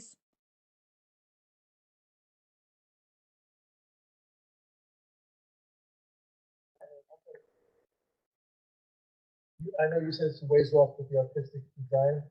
I just, you remember on, Baxter Street side, there's some of the really, really nice artistic murals that was on the concrete walls that had to be preserved, that had to be taken down. Any chance that that might be able to somehow be included in that? Because that was really kind of cool and was in the community for a long time and was really artistic. So any of the art pieces that we took down and were able to preserve as part of the dismantle process, we will be considering and looking into options to reincorporate those into the new facility. So there is going to be, as part of the design process, there's going to be a somewhat separate but parallel process, and we're working with the Department of Cultural Affairs on this and the Present for Art program to look at both adding new and commissioning new art pieces that will be part of the future facility, and if it makes sense, and working with the artists who created the original artwork. So if it makes sense, and everyone is in agreement to consider And relocating. those, a lot of them, they were on the outside, on the street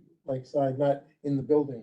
So the specifically, yeah, I think you're referring to the Haas Right, murals. right across, yeah, it was kind of like the street where all the Vietnamese restaurants are, it was, and there was Baxter just, Street. yeah. So those were murals by Richard Haas. So that actual production on the building, those were not able to be preserved because that was something that was, hold on, wait, it's not all bad news. There's some good news here. This is silver lining. Because those were, it was like kind of physically applied to the wall on the bridge. So that was something that in the process of dismantling, those came down, but those were not actually the original artworks. So the original art, the original maquettes that were designed by Richard Haas are still in his possession. And working with the artist with his permission, our team was able to go in before that happened, and we took high resolution digital scans and photographs of those. So again, if it's decided that we want to reproduce those in the new building or elsewhere, that still exists. Those original pieces. But the ones that we also, that's just crumbled now, right? Yes, those unfortunately we investigated it and we took it really. It's not the end of the world, but seriously. it was very But the nice. originals are still there. We can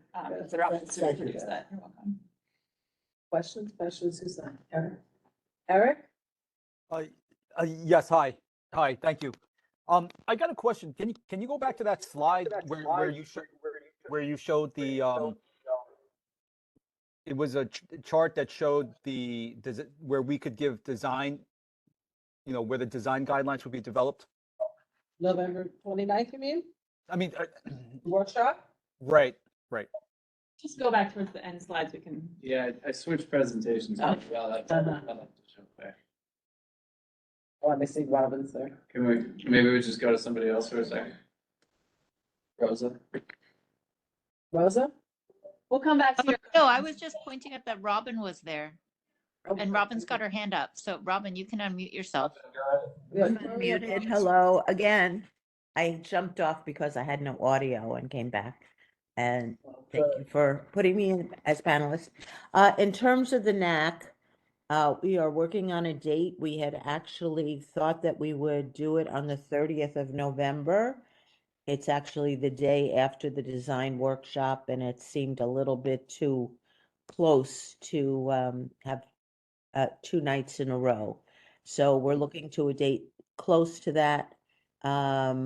Lauren will tell you that most of what we are going to do at the NAC will closely parallel what was presented tonight, but there will be a different audience invited beyond the community board. Community board is welcome to attend, of course, but members of the NAC will be notified, and hopefully we will be doing that shortly in the very early part of December. So stay tuned and we will be back in touch.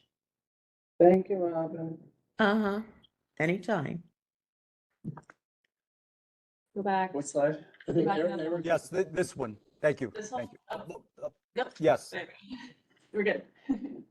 Okay, so the star, it says the RFP will be released, and then notice to proceed. So that means you've already awarded the contract. So then what's the point of the community design engagement? So once the contract is awarded, it goes to, what we're awarding is a team that will design and build the new facility. So after their notice to proceed, that's where they really get started digging into the design and developing their design. So as part of the design process, what the team has to do is, well, there's a whole bunch of city reviews and approvals that take place, but most notably and most relevant for this community is the PDC process, the Public Design Commission process. So the Public Design Commission has to review and sign off on and approve the design at different stages in development. They're going to review it at 3 different stages: conceptual, preliminary design, and then final design.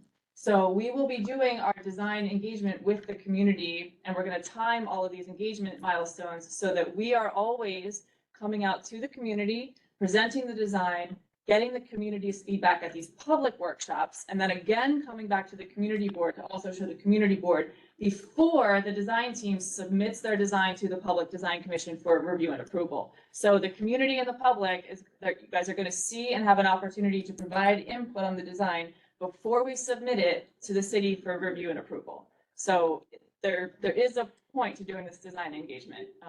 Okay, so then, so that the design builder it's already been awarded to the contractor who's the design builder, and they already have their I can't recall the word, but they already have their scope of work. So, but they have to design it according, is it called the PRDC? Pardon, that might be a different acronym, but they already know the scope of this project. So you have these designers, and then they will design it to these guidelines that you want the community to have input. But they already have their main, they already know what their project is, and that's the borough-based jail. So basically, this community design engagement is just for the window dressing of the public design commission, or so it's really just for that. So it's not to debate whether we should have it. It's really just to satisfy the city rules on public engagement, as well as the Public Design Commission, correct? Well, you are correct that the point of the design engagement is not to debate whether or not to have the jail. At this point, we will be talking about the design of the jail. But I would dispute that it's just to sort of check a box. We are coming out to the community and showing the design and getting input before we submit to the Public Design Commission.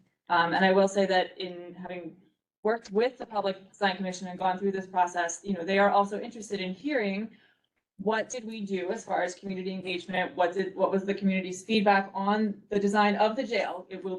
We are talking about the facility, and how did we respond to that? So I think it's somewhere between, debating whether or not we should have the jail and simply window dressing. We're not debating what the project is. It's going to be the jail facility, but we are asking for input on the design of the jail facility. Yes. But then this design builder, they've been awarded, I mean, do you know how much this project is? How much is the contract amount for this? That will be determined once we have selected the team and registered the contract. So we do not know that yet. Oh, okay, because we haven't gotten to the point where it says notice to proceed, because that's when it's essentially awarded, right? We're actually right now, we're at the point right around the green star, which is getting the preliminary community input and design input on the design guidelines. So we have not yet done that. That's what's coming up at the end of November. And then that's going to lead us to the red star, which is the RFP release. Okay. Yes. Okay. So then, but the design engagement I'm talking about in November that's the green star. That's preliminary input that will go into the contract for the design builder. So we're both getting feedback on the project before they're signing the contract, but then we're talking really about the design, but we're not actually presenting a design in November. We're just getting this preliminary feedback to guide the development of the design. okay, then what's community design Talk engagement? about the abstract. I hope you all come to the workshop. Hopefully we'll make it a lot more clear there. It's going to be at 6 p.m. on the 29th. Okay, then what's that blue arrow, the community design engagement? So that is continued design engagement once we have a selected design builder. So that is looking at more to the future, and that's where we actually present. You'll see images of the design, of the concept for the design, and start providing feedback on it. Okay. All right, thank you. Alice? Hi, Lauren. Thanks very much. It would be helpful if you could just remind this committee and the public generally that this is, in fact, if I'm not mistaken, the second round of asking for an RFP. So could you just sort of just give a little bit of that history that we've done this once before, and this is the round 2, and why we needed to go through round 2? Can you give a brief history?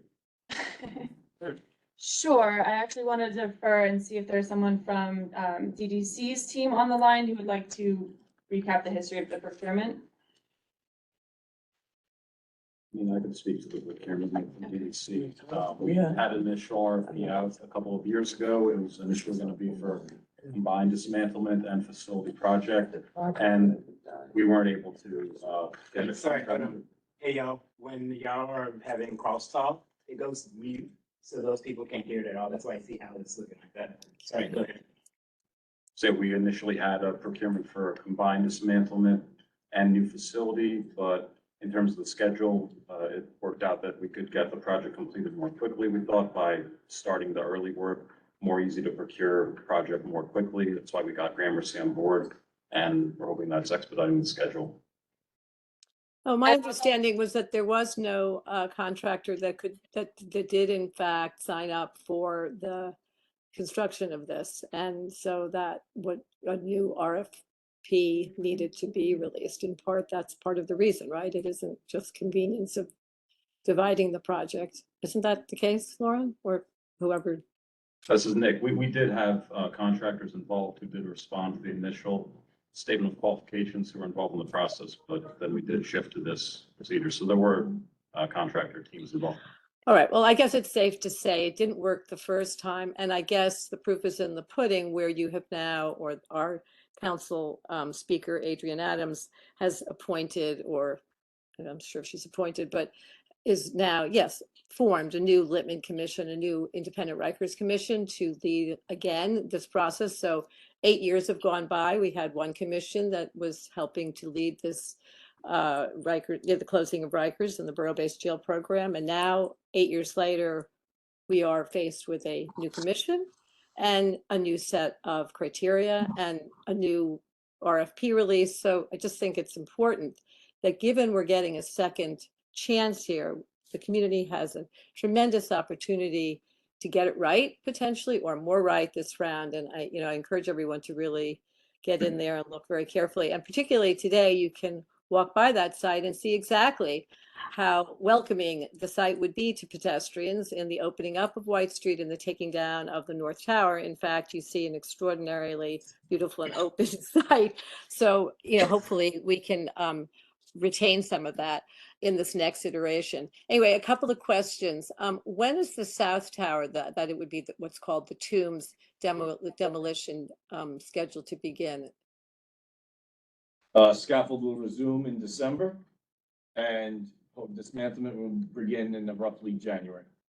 And has this been given a full green light by the Department of Buildings? Yes, we have approved. Yes, we have. Well, there's numerous permits.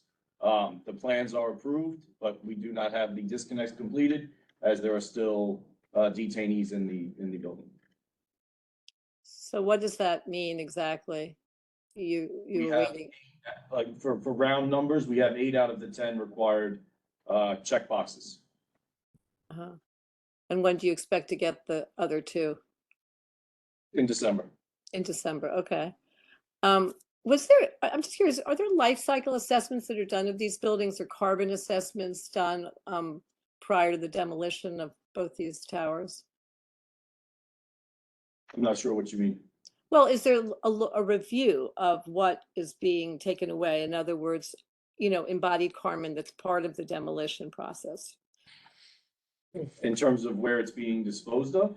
And what the materials are, and where the materials get recycled, and how they get recycled. Was there some sort of plan or program that was done for that? Yes, we push recycling. I believe on this project, it was 95% to be recycled. And that's what we're achieving. Can you, I would be very, yeah, go ahead. I can say part of Gramercy's requirements is to help the new facility that we're going to build achieve LEED requirements. And there are certain waste management requirements as part of that Gramercy is responsible for trying to help us achieve to make sure that everything's disposed of properly in an environmentally friendly way. Yeah, I remember that from now years back, and it's an interesting and an important criteria that you're trying to meet. I would ask if you would be good enough to provide to the community what that, particularly vis-a-vis the north building, what demolition, what is being recycled, where it's going, how it's going to be used, particularly some of the very beautiful features that are metals, the details. Perhaps nothing will get reused, but all these materials that are coming down, it would be helpful to see what your plans are for or were for this. And so, you know, sort of like a life cycle assessment or a carbon assessment. I'm not sure what it is specifically called, but a review of where it's recycled. Let's say it that way. Sure, let us take that request back, Alice, and see what we can share. Terrific. Can you also, just to confirm, is any excavation happening during these upcoming demolition phases 1 and 2 you mentioned? Is there any excavation at the site? Not in the near future, no. Well, I'm not sure I understand that. Not in the near future. I mean, will there be any excavation as part of the demolition phases of this project? The one thing that we've talked about that we've addressed is that the underground storage tanks will be dealt with once the buildings are dismantled. This way it's not encumbering the logistics of the site. And when will that That'll be done at happen? the tail end of the project, tail end of next year. At the end of next year? Sorry, Yes. I'm having a little hard time hearing. Okay, great. And then, you know, given that obviously, as everyone points out, there is no builder and no design yet, how long will the sort of tabula rasa of the site be open? I mean, what is the sort of time frame if the buildings are to be done, demolished pretty within the year? What's the sort of time frame for assuming there'll be another one on the ready to be built in these places? In other words, how long do you consider there'll be an open site? I think we were talking about this last time, Alice, and right now, given what we're projecting for the completion date for the dismantle and what we are projecting for when we think we'd begin, and that the design team would have the NTP for the new facility, we might only be looking at a couple of months of an actual gap between the projects. So we're not talking about something where we take down the buildings and then the site is left sort of bare or tabula rasa, as you say, for years or some period of time that drags on. It's actually, we're looking at a relatively quick turnaround. So 2 months between the completion of demolition and the beginning of the construction of the new jail. Tentatively, don't quote me on that. It's something that we're constantly I won't, but it's based on- public record. Yeah, and I think we will certainly, as the closer we get, we'll have a better and better approximation of how long that'll be. But I think that's for right now, for kind of working knowledge, that's about what we're looking at. Sorry. You have one more question? Yeah, well, I probably have 3, but let me just say, I guess one of the things I'll just sort of state it is that when, you mentioned in the upcoming NAC that you're intending to give a very similar presentation that you've given here tonight. But I would argue that it's really behooves you to get a little beyond this presentation. This is a quality of life committee review, or allegedly. So it would be helpful to kind of really answer a lot of the community's concerns that come up often in really addressing the kind of what's next aspect. And specifically, I know that this community really wants to know what this new Littman Commission will look like. And the last question is, how will this new commission inform this process of the construction of the building, if at all?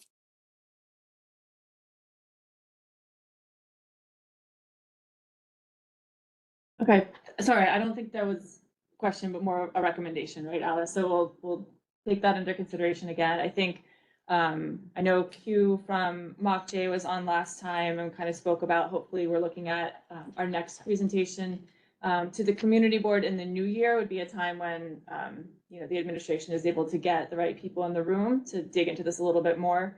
So we are looking forward to that. Okay, well, so please, yeah, I'd like to have an answer to that question, is how the Littman Commission informs this process. Thanks very much, Laura and all. Thank you. I really appreciate it.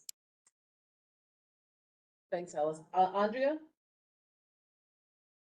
Hi, just two questions. One, were you cutting metal or concrete today, at the construction site? Because there was like a really, really strong smell of just like burnt metal permeating throughout the area. You know, I know we don't get real-time information, but I just want to just put it out there that there was a really awful smell, you know, as I was leaving work today. You know, so I don't know how long it's been going on there for, but I just want to bring up that it was noted. And I mean, would be interested to see in 3 months when you know, finish looking at the data, if there was something, you know, going on at the time that would, you know, be, you know, that the community should know about. And then number two is, so I would, if I'm to understand what you just said, is that there will be an RFP issued, but there's no budget until it is issued. Is that correct? Or like how I'm just trying to figure out, like, from like, you know, how would someone, you know, bid to do a project if the budget is unknown? So again, like, what is the budget, I guess, for this project? So what we're doing and what the procurement process allows us to do is we're getting multiple bids from a number of different qualified design build teams. So they're taking a look at, given the scope of the project, what it would take to design and build this, and putting together proposals. So once we have selected a team, we will know, and as we are registering the contract, we will know what the final budget is. So that's something that gets figured out and determined during the procurement process. So are you going to take into account that, you know, the mayor's recommending like 5% cuts, you know, 3 different times the next year? Like, how does, you know, it's just the quality of the project is dependent on, you know, how much money is spent, you know, for the safety of the detainees, you know, going through the, you know, the design recommendations from last time. We want to make sure that this is a high quality, you know, well-designed project that is safe, you know, for the detainees, and, you know, and fits well into the community. So if we're looking at, like, you know, a massive budget cut from what was from 2019, are you going to get the same results, or are we just going to get some, you know, monstrosity, you know, that's no better than what was torn down? Yep. So these are great concerns, and I'm really glad to hear that the community is concerned about, you know, the quality of the building that we'll end up building and creating. So as part of what is going to be in the scope of work, and, you know, the contractual requirements for building this building are going to be things like the program that we need to achieve, you know, the standards of the building, et cetera. And I really hope, Andrea, that you come to our workshop. I'm coming. I'll be there. Okay, great. Because this is the kind of input and feedback that we really want to capture and make sure that we put into the design guidelines that will inform the design of the future building. So, but I just want to go back to my first question. Was there a lot of like metal cutting or some sort of cutting today at the site? Because, you know, the smell is really striking. Where were you on the site? I was across the street. You were on Baxter, because I was on Center Street, right across, right in the middle of Center Street. Then I'm gonna say I was not personally on site today, but the area where concrete is processed is on the east side of the site by Baxter. Okay, so I mean, the smell came all the way back over to Center Street. So just FYI, I know it's not going to register on the environmental monitors, but as a person who just kind of was walking out of the building, the first thing I noticed when I walked out the door was like, whoa, what is that smell? So you know, just putting out there. Okay. Yeah, thank you. And I just for anyone who's maybe new to these meetings or doesn't know this, well, you are correct. It takes our team.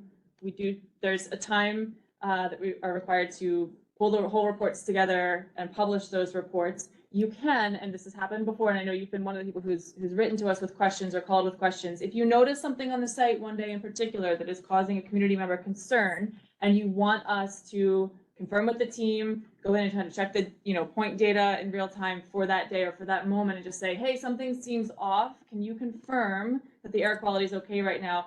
Please reach out to us, call our CCL, because that's something that we can do. We'll link up with Rich and his team and do an immediate investigation to get you a response. So people don't just need to, if you are noticing something that's causing concern, please reach out to us. You don't have to just wait for the reports to be published. I just want to make sure that's clear for everyone. Thanks. All right, we need to move, so, Brendan, Justine, Zach. Can we go back to you? Yeah, so just kind of related to that, so thank you for updating the data. It looks like we have up-to-date data up to October.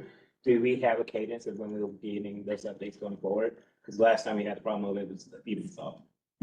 So we are working to publish these on a regular monthly basis. So what basically happens is at the end of the month, at the end of, for example, October, then Rich and his team go and they are compiling all the data, they produce the draft report, they get it to us. So we are aiming to get the reports published within a couple of weeks at the end of every month. So we're looking at hopefully around mid-month for each month, but do our best to keep up with that. Justine? Justine? Sorry, I didn't know you were saying me. Yes, thank you so much. So I have two things to note. Going back to what Eric was asking, you was asking and pointing out in terms of community engagement, it's a little bit disingenuous to be focusing so much on how wonderfully you're trying to engage the community when I recall being very vocal and this community board being very vocal about what we wanted for the use of the site, and we wanted it to be kind of constructive reuse of the jail as it was, and that was just off the table and we were told that that's not possible. So now it's like, oh, okay, but we're coming back to you yet again to get your input. Thanks. But the other question I have is about the LEEDs. You're building to a LEEDs building. So I want to point out that in Battery Park City, which touts itself at being the environmentally friendly and being progressive, and it was looking to be progressive, they built a LEEDs building, and it has been given a grade of D in terms of the local law 97 carbon zero emissions. And I don't know why it's been given a D, but is this the best standard that you're going to be building to? And that is my real question. It's like, are we going for something that's old technology, and why not, as we go forward, build to the most environmentally friendly, up-to-date technology? I think that this is great input that we would want to consider putting into the design guidelines. So again, not to sound like a broken record, but encourage you to come to our workshop on the 29th or put this in through the online feedback. So at the moment, we're planning to build towards LEED, but if you have suggestions for other things you'd like to see incorporated into the design of the building, again, we are opening up the doors to design engagement. Let me just say this. I am not an architect. I am not a designer. I'm only someone who's paying attention to what's going on in the world. And good Lord, you guys are building this. You should know what's the most up-to-date standards, not me. I have no idea what to tell you to suggest. All I'm going to tell you is the LEEDs building in Battery Park City is a D. That's my input. Thank you. Okay, thanks, Justine. There's no question. I think you said you were required to come back to the community board at some point for a land use procedure. What are those procedures and when would those be? So we come to the community board. It's presenting to the community board as a part of the Public Design Commission process. Well, first of all, so we're still committed to coming to this committee every other month, and we will continue for as long as you will have us. So that's going to be through design and construction. But then as part of the PDC process, I believe PDC requires community board presentations prior to PDC preliminary review, but I think we are planning to also do this during conceptual review and final review. So before each of those milestones, we do not have dates yet, but we'll be figuring out the construction or the design schedule through procurement, and we'll coordinate closely with the community board on those dates. Roughly, what would those? It'll be in 2020. Later 5. So I don't have rough dates right now. Yeah. For the first one. Yeah. Question. Update to Pat. Would it be possible if we trying to change your, like, how, like, when you come? Because we got 6 more presentations tonight, I know. and this is always gonna be a long conversation. Yeah. So could we, like, I don't know, Let's, you put- let's talk about it, because maybe we could. We're definitely open to that. And you come, Yeah. you know, like, maybe 2 months from now, and then we start.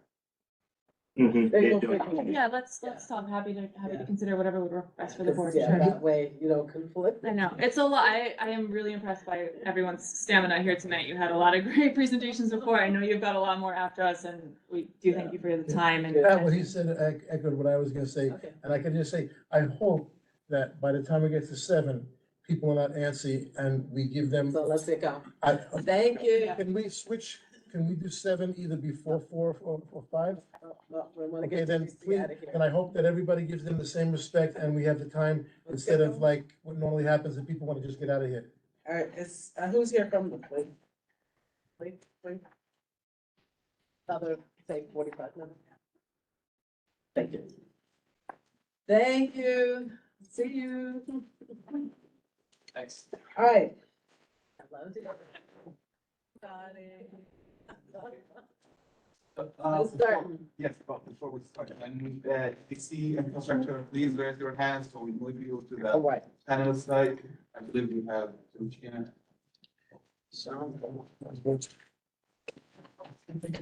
That's Frank. Yeah, Frank. I got to get it. I was all night in the emergency.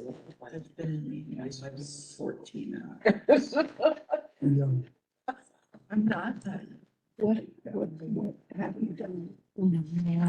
Raise your hand if No, you if she should get hear, I'd moved go. over. To 5.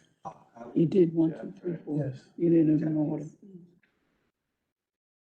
Thank you.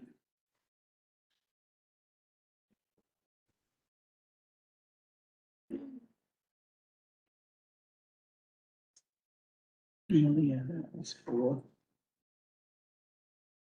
Do you think Michael? No, Michael's. sorry, I missed one. Oh, I got that go. Amy, we have Amy. Right. Because it's down the street from where you live. With any people from the community. Question for 2 minutes. Tammy voiced her. They're at home. We're at home. Voiced her And I wanted to Saturday evening. apprehensions. We look at that, but yes. That should be. I'd like to get that by that. No, it's executive. It's across the board. Which shots from First, yes. Plan on coming. Good. But We need to. which is like, this First Street Schools. We're at executive session, we're also waiting. Yeah, kind of. We're gonna do the outdoor dining, Right across so the street. there's a link also like on the same in that street. email that It's on the will same be street. sent out. So if you read all It's on the the street. It's like on the outdoor exact dining same info, we're gonna discuss that tomorrow night at exec. You don't wanna switch 6 and We're 7. not, we're They're not not putting across, it, we're they're not on the doing same it. side. Oh, so you're not doing No. 6? Okay, good. And everyone It's over it here. should put their own thoughts on outdoor dining into the portal for that. Thank you. No 6 tonight? Good evening all. I believe we can start. Yes. We come here every 2 months to come give you an update about our Road Street construction projects, which includes water main, repairs, some sewer. So first we'll start with the reconstruction of combined sewer in West Broadway. We have Gerald, the resident engineer on the project, so Gerald can start. All right, good evening, everyone. So I'm the resident engineer. My name is Gerald Estrella. Just a map of where the project area is. It's just 2 blocks on West Broadway between Thomas Street and Leonard Street. So this work, we had a change order work, which is water main work. So we replaced on both blocks on the north and south. We replaced a 12-inch water main, 20-inch water main, and another 12-inch water main. So one of the 12-inch water main, the one on the, say, the west side, that was upgraded to a 20-inch water main. One on the east side, that's just replaced in kind, so 12-inch with a new 12-inch. There's 2 20-inch water mains in the center of the street. Those were upgraded to both 24-inch water mains. So that, all that work has been completed. Done? That's done. All that work's done. No more water service interruptions for that project. So right now, the remaining work that we've been doing is just sewer upgrade. So we had, right now existing is 12-inch vitrified clay pipes. Now we're upgrading it to 15-inch vitrified clay pipe and also installing sewer manholes and one new chamber. So the 15-inch sewer from Thomas Street to Worth Street, that's all been completed. So all that sewer work between Thomas and Worth is completed. So right now we're working on Worth and Leonard Street. And right now, that's the sewer work that we're doing. Right now it's shaded brown, but update on that, we probably just that last circle closer to Worth. That's all been done. So we just have that one, well, that part of that manhole has already been completed. So basically, we're almost done with all the sewer work. So the projected completion date is June 29, 2024. We could possibly finish this project by the end of December 2023. And if that's not the case, probably early spring. Because right now, after the sewer work is complete, we only have all the infrastructure work, like water main and sewers completed. So what remain after that would just be roadway reconstruction, street lighting, and then curb restoration where we disturbed it, and just striping. So possibly end of 2023 is we could possibly reach the end of finish the project by 2023, end of 2023, possibly early spring 2020. So just a few progress pictures. So that's one of the new chambers that we had to install between Worth and Leonard Street. So that's all poured in place with rebar. So That's really cool. yeah, so that's one of the only chamber that we had. The other ones are just a manhole. That one just took maybe a couple weeks. That's all done.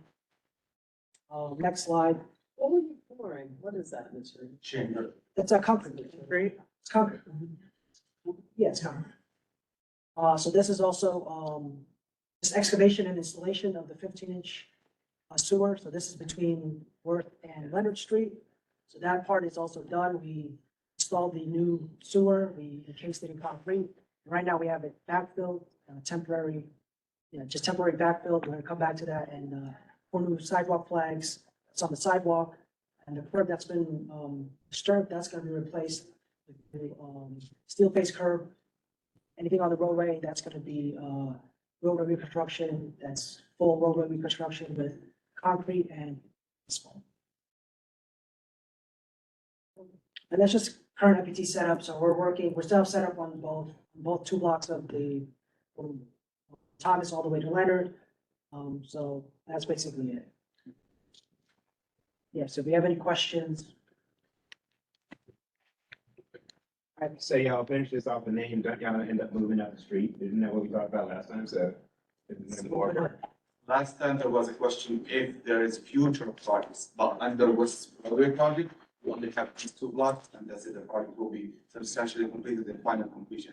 In the future, we might receive a task order from DEP to come do more work on West Broadway, but that will be for the future. But under this project, there's just these two blocks. Thank you. And then in terms of the 49% complete, what does that apply to? Because you're saying that like it's. That's only, that's based on like that 49% complete is only based on what we pay out. So let's say we do the work now, but then the contractor will request that like payment like a month later or 2 months later. So that usually that percentage, usually for all DC projects, that's just based on what we pay in terms of the total. Let's say the total is like 5 million and we only paid like 2.5 million, but they still need to request. So it's payment not progress. It's payment progress, not actual. As you complete Yeah, it. so as they request for money, we update that because. But the work has to be completed. Yeah. All right, thank you. Thank you. You have a question? No. Oh. My name's Phil Stafford. I'm from the DDC's reconstruction of Greenwich Street. Most everyone's probably familiar with it. We've been going for a couple of years now. If you've walked on Greenwich Street around Murray Street, you've definitely seen it. So this is a total roadway reconstruction. I'll just kind of go over what we're doing. On the city side, we're replacing the water main, replacing all the catch basins, adding new catch basins, and of course, full restoration, curb, sidewalk, roadway. And this job involves a lot of utility work especially from Con Edison, their electrical ducts and everything. So that's kind of what we're into now is supporting Con Edison, installing their new ducts, as well as ECS, which is Empire City Subway. Not Verizon, but close, very close to Verizon. So we're doing a lot of utility work. And the way this job is phased is we're going to do all of the work from on Greenwich, from Barclay to Murray, totally restore that area before we go north of Murray up to Chambers, which is a lot less work in that area. And that's because of BNY Mellon Bank has a job that's going to follow us, and I'll touch on that at the end here. And one thing the DEP added in front of Whole Foods on Greenwich Street, they added a block of water main because there was lead joints in the pipe, and we just didn't want to leave a piece of water main to be done in the future since we're working there anyway. Next slide, please. How, is that going to delay anything? It'll add a little bit of time. Approximately how much? We'll see when we open the street, because there could be utility interference, but it's only 200 feet of water main. So it's all under the sidewalk, so we don't expect it to be too bad, but that's a phase So you're two. about to open up more on Greenwich. Good. Pat, it's Frankie. How are you? Who's on? Frankie. Hello, can you hear me? Yes. Hi. So, hi. So in regards to the additional work that Bill was talking about, that water main that's under that sidewalk has lead joints. So we are in the process of having that removed. So this way we have a brand new water with no lead joints, and all of the water within the area would be all new because we'll tie into the new water that was done on the Warren John project, and then we're gonna tie into the water that we now under our current project. So that whole stretch from Barclay all the way up to Chambers will have new water with no lead joints. So that's a good thing for everybody. The question is, how much more in the street are you about to rip up? Well, we would have excavated It's under the the sidewalk. sidewalk and anything. So it's the same area that we are waiting in. It's up, it's north of Murray Street, so we're not there yet. But we would have been excavating the area anyway. But we're just replacing the water main in the same spot. So you don't have to open up the street a second time. Yeah, no, it'll all be kind of inclusive. Okay, so time elapsed around 60% complete, about 25%. Some of that is like we were just touching on is the contractor has a very large outstanding payment, so that'll close the gap some. We are behind a little just because we ran into so much utility interference that it's just really unavoidable. And our completion date for Murray Street is 10/24. So up to Murray Street and then up to Chambers, which is the end of the job, is March 25. And what we're doing now at Barclay and Greenwich and at Murray and Greenwich, we're essentially just installing all of Con Edison's new ductwork so we can get everything in the ground and we can kind of push Con Edison to say, you know, start wiring everything and move along. So we're not waiting for them at the end of the job. Next slide, I think we got a couple pictures. Okay, on the left-hand side, this is on Barclay. You can see BNY Mellon in the bank, BNY Mellon Bank in the background. That's us removing the old 20-inch water main. And on the right-hand side is where we installed the water main. And you can kind of just see this tangle of utilities, which some people call the spaghetti problem.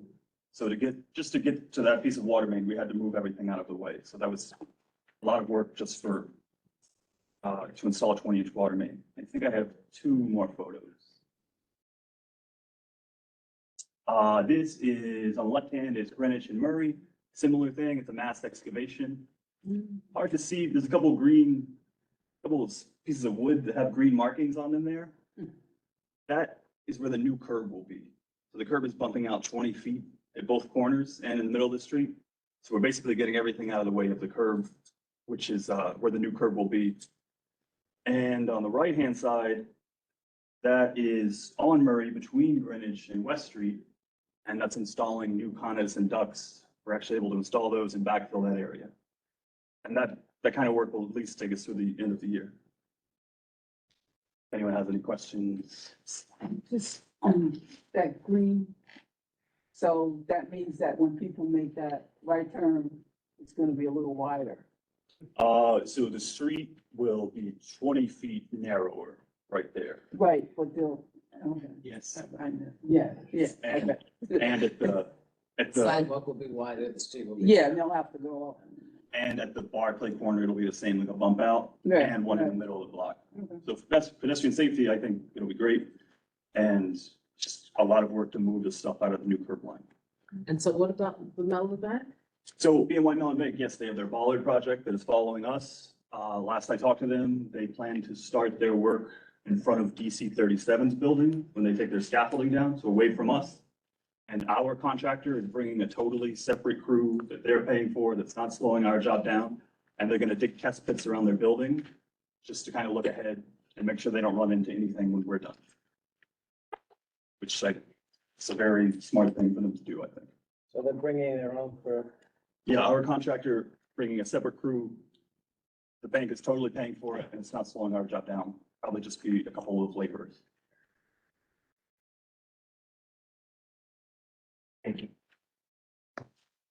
Anyone else? Anyone online? Or that's true that you have you. Thank you. Thank you. Thank you.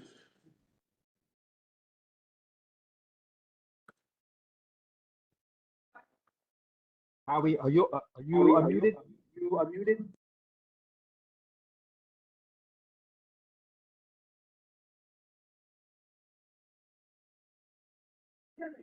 Hi, this is Howie. I'm the RE for the Front Street project. For a scope of work, 6 full blocks of roadway reconstruction, curb and sidewalk, ADA ramps, catch basins and chutes, hydrants, street light and traffic signal, including APS. This is also a joint bid project involving Con Ed, ECS, and Spectrum. We'll be also replacing street signs, doing some tree removal and pruning. Our project completion date, our time extension has been approved. And now our completion date is officially June 30th of 2024. As of now, our work completed is 42.8%, which should catch up once we start the final restoration. Next slide, please. So our work completed to date is over 9,000 feet of Con Ed conduit runs, 600 electric manholes, steam abatement, and housing reinstallations. Also a relocation of steam anchor. So far, we have installed 22 new catch basins, 3 access manholes, and the shoe connections. Right now, we also had done 2 sewer manhole replacements by Old-Slip. That was due to Con Ed steam main damage. And we have lowered a 12-inch water main in the intersection of Gouverneur Lane and Front Street. And also we've completed 6 blocks of trolley excavation. Unfortunately, we were not able to find any trolley tracks. And also we've done relocation of Con Ed gas facilities at Front Street and John Street. Next slide, please. So we did encounter a few condition in which the existing water main was penetrating through the existing sewer. We made a change order for that, and we started the repair of the sewer end of October, and that portion of the sewer work has actually just been completed. Next slide, please. These are some pictures from the sewer repair. We installed a new manhole about 40 feet west of the sewer chamber, and we replaced the existing brick sewer pipe with a brand new reinforced concrete pipe. And we'll also be replacing the water main that was penetrating through the sewer and rerouting it through the intersection. Next slide, please. So far, we've been having delays with Con Ed. The main delay with the feeder outage was resolved at Fletcher Street, but unfortunately, we discovered more interferences, this time with Con Edison gas main. So far, Con Ed is, believe they'll have layouts for us by the end of the week. And hopefully, they'll have gas crews for us within the next week or so. So that way they could get their gas facilities out our way and we could complete the installation of our catch basin and chutes. Next slide, please. And so far, our current operation is the sewer repairs. It's ongoing on Maiden Lane, as well as right now waiting for Con Ed, so we could finish up the intersection of Front Street and Fletcher. The work remaining is the full roadway reconstruction, restoration, including the 1 block of cobblestone between Fletcher Street and John Street. Repair of sewer is ongoing. So far, we've installed 22 catch basins and we have 4 more to go. And as well as curb sidewalk replacement for the 6 blocks, followed by street lighting and traffic signals. Anything else? Oh, that's it. Any questions? Eric has a question. Yes. Yes. When you're excavating for this job, have you reached groundwater? Because I know the sea level is almost at street level. You know, it's pretty close. Is that an issue when you get this deep? I believe for the Con Ed manhole, we had 2 structures between Fletcher and John. They did reach groundwater, but that was about 8-9 feet deep. But the contractor usually had pumps, and they were able to pump the water out and complete the manholes. Okay, thank you for that. That was more of a curiosity. The other question I have is, there's cobblestones on Front Street, closer to John, right? Yes. Yes. Does your contractor have any problems finding people to reinstall them? I don't believe so. From what the contractor is telling to us is they'll have a crew that's especially dedicated to cobblestone installation. So Are they that's using help for us. cobblestones? Yes, we are reusing. So the contractor saved whatever he could while we went through that block. So we'll be using whatever that's salvageable. They'll be cleaning it. Right now they have it stored in their yard. So whatever is salvageable will be reused. Thank And you then for that. where do you get the material to match it? As closely as possible. Home Depot. If they need new ones, they'll have to submit to DDC. But other than that, we should be able to use all the old cobblestones. Okay. Yeah. Thank you. Thank you. Because I heard from DOT they have difficulty finding people able to install cobblestones. Thank you. That's been an ongoing conversation. All the old Romans are dead. Next.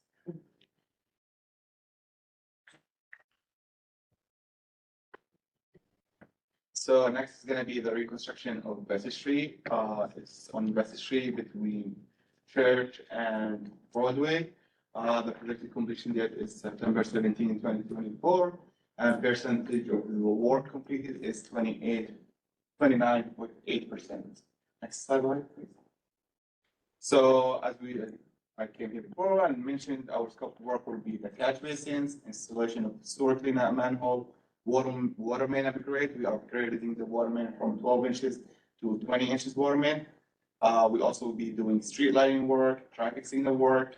We'll be upgrading the sidewalk to downtown Alliance standards, which is pigmented sidewalk and 6-inch granite curb. Also, we'll be upgrading the corners on Church and Bessie to ADA compliant ramps. Yes. So for the past 2 months, our contractor finished the mass excavation on the east side of Bessie Street. Because we are on top of the subway tunnels, we have to do everything hand excavation. And because of the utilities there, in order not to damage or cut the power or communication for the community, we have to do everything by hand. All this excavation was done by hand.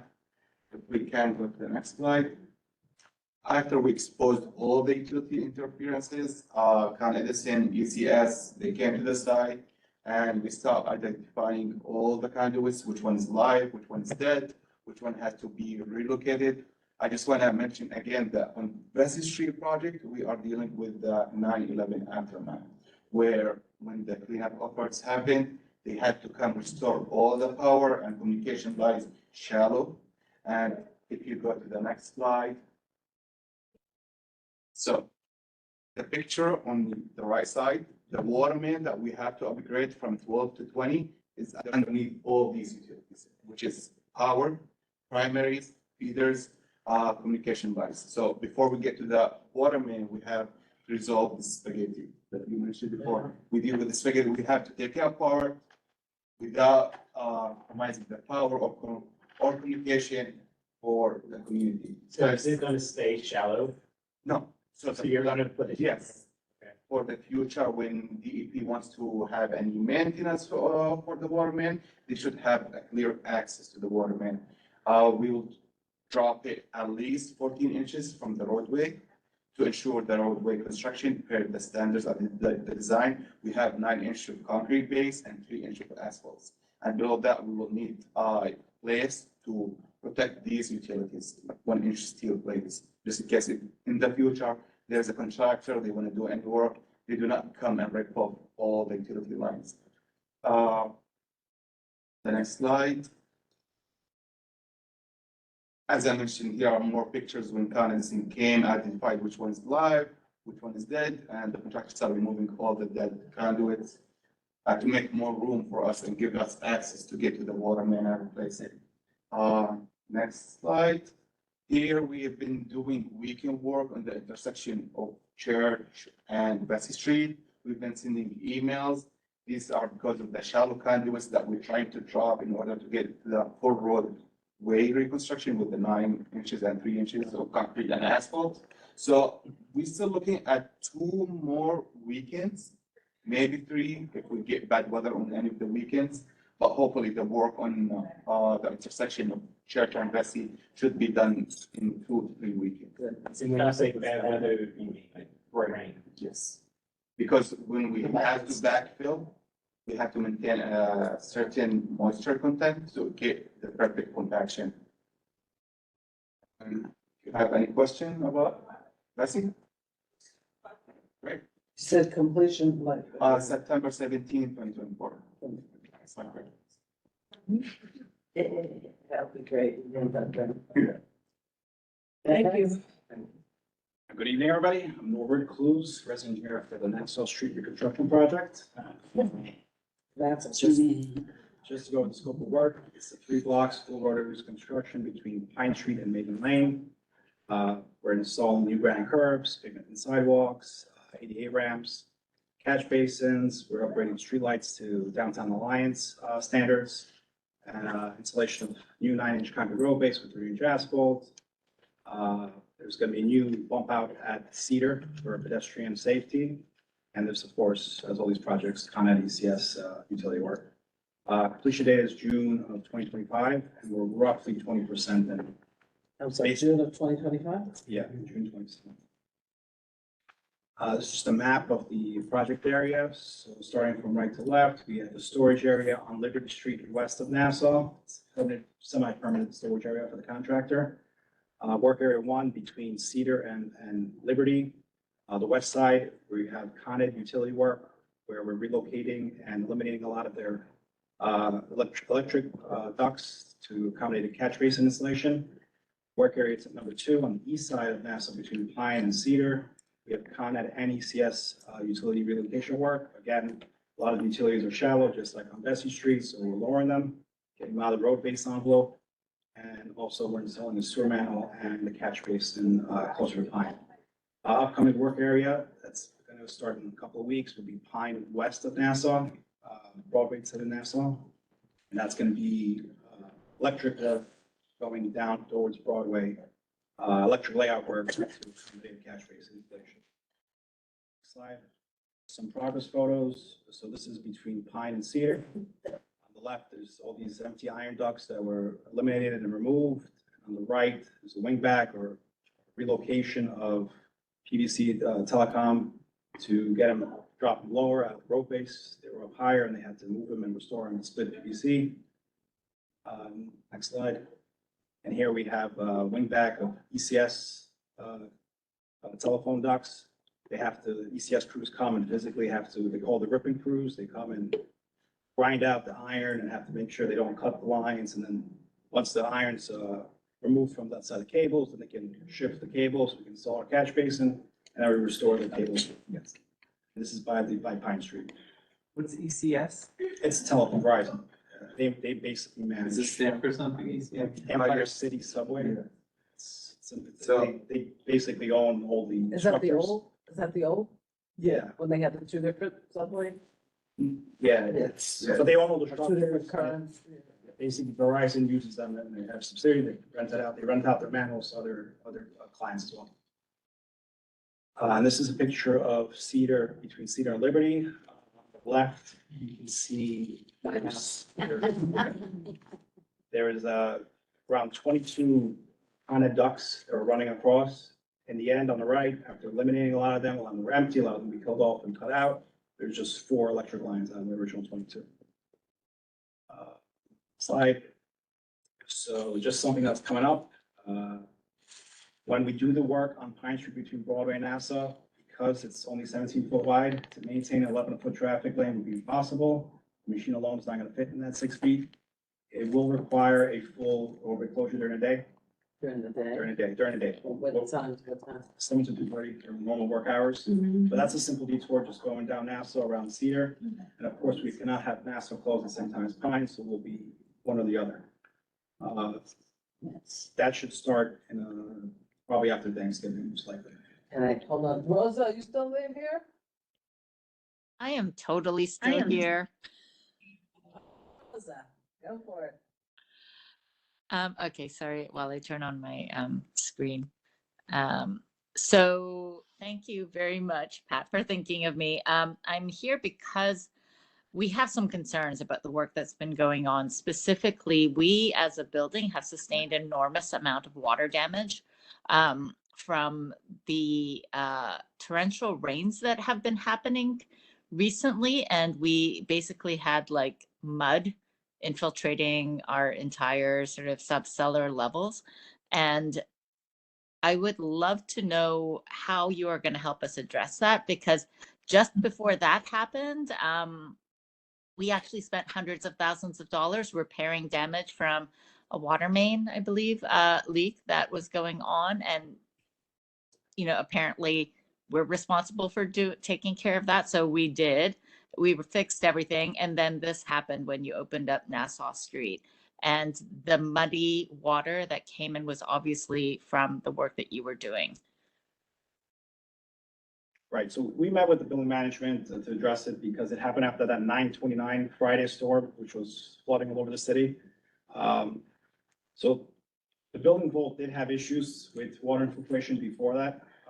They did, like you said, they did upgrade and try to, they did some grout injection and other measures to try to prevent it. But that day, the streets were flooded, all the manholes were flooded, all the utility structures were flooded. So stuff was coming in through all the openings and conduits that was just totally out of control. I mean, it was all over the city that everything was flooded. So it's something that we talked with building management, but there was an issue there before. I know, we got the pictures. Yeah. from the. Yeah. That's like mud water in our building. And the mud water was not like water, which we've had before. This was mud water from your work. And it's going to cost us, again, hundreds of thousands of dollars to repair after we just repaired it.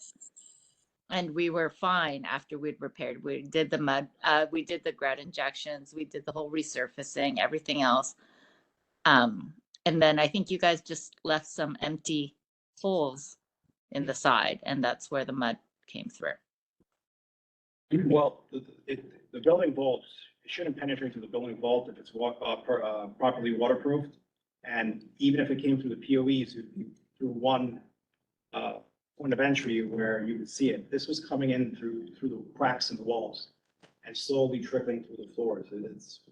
We investigated, we talked with the building management, and it was the massive rainstorm because it rained every weekend. There was like 4 or 5 weekends where it was raining every Friday, Saturday, and we followed up and there was no issues after that. So it was. That's because you guys closed up those holes after Greg pointed out that we were having a lot of water damage. And then since you closed up your holes, now it's been fine. So if we keep having rainstorms every single weekend and you address the issue after the first one, and then we don't have any more concerns, then I think it was whatever issue was unaddressed for the first one that would have caused the problem, no? Because we haven't repaired our building since. Has it been resolved? There hasn't been anything, as I know. There hasn't been anything since because they plugged up whatever holes there were on Nassau Street. So you're okay then? At the moment, we are okay, but we still need some help with the damage that was caused when they hadn't plugged up the holes on Nassau Street. So that, is that, you guys should take that offline? I mean, is that something? Yeah, well, we've had conversation with Greg. So, okay, I think we so settled it up, yeah. it's I being- know that everyone's, little. So it's being addressed, Rosa? No, it's not actually. We're being ignored, and that's why I wanted to make sure to be here. It isn't being addressed? No, it's not being addressed. They're basically saying, no, it wasn't us, right? Which is sort of what I'm hearing right now. Talking about the past damage. Well, We can speak offline. This is Marlene Nunez from DDC Outreach. I can share my information on the chat and we can speak offline. Okay, thank you. Yeah. All right, so. And then going forward, are y'all going to, like, we're having rain on Saturday, are y'all going to do what you need to do to prevent any? We're actually not the only building as well. Our neighbors, our direct neighbors at 28 Liberty have the same flooding issues. Yes, and then there was a water main leak before our project started, and I think believe Folsom and 20 Pine also had some kind of issue there by the MTA entrance where there was water leaking there. So there is something with the building vault integrity where there is issues. And they also upgraded their vaults. They were doing grout injections, which kind of helped, but there's still some kind of issues. All right, so we heard about it and you'll handle it offline, okay? Yeah, we're gonna keep. You'll let us know if you need any further, I don't know, assistance from the board. We need assistance. All right, we can talk. Well, that's it? Great, thank you. Which project have we got? Street and Trinity.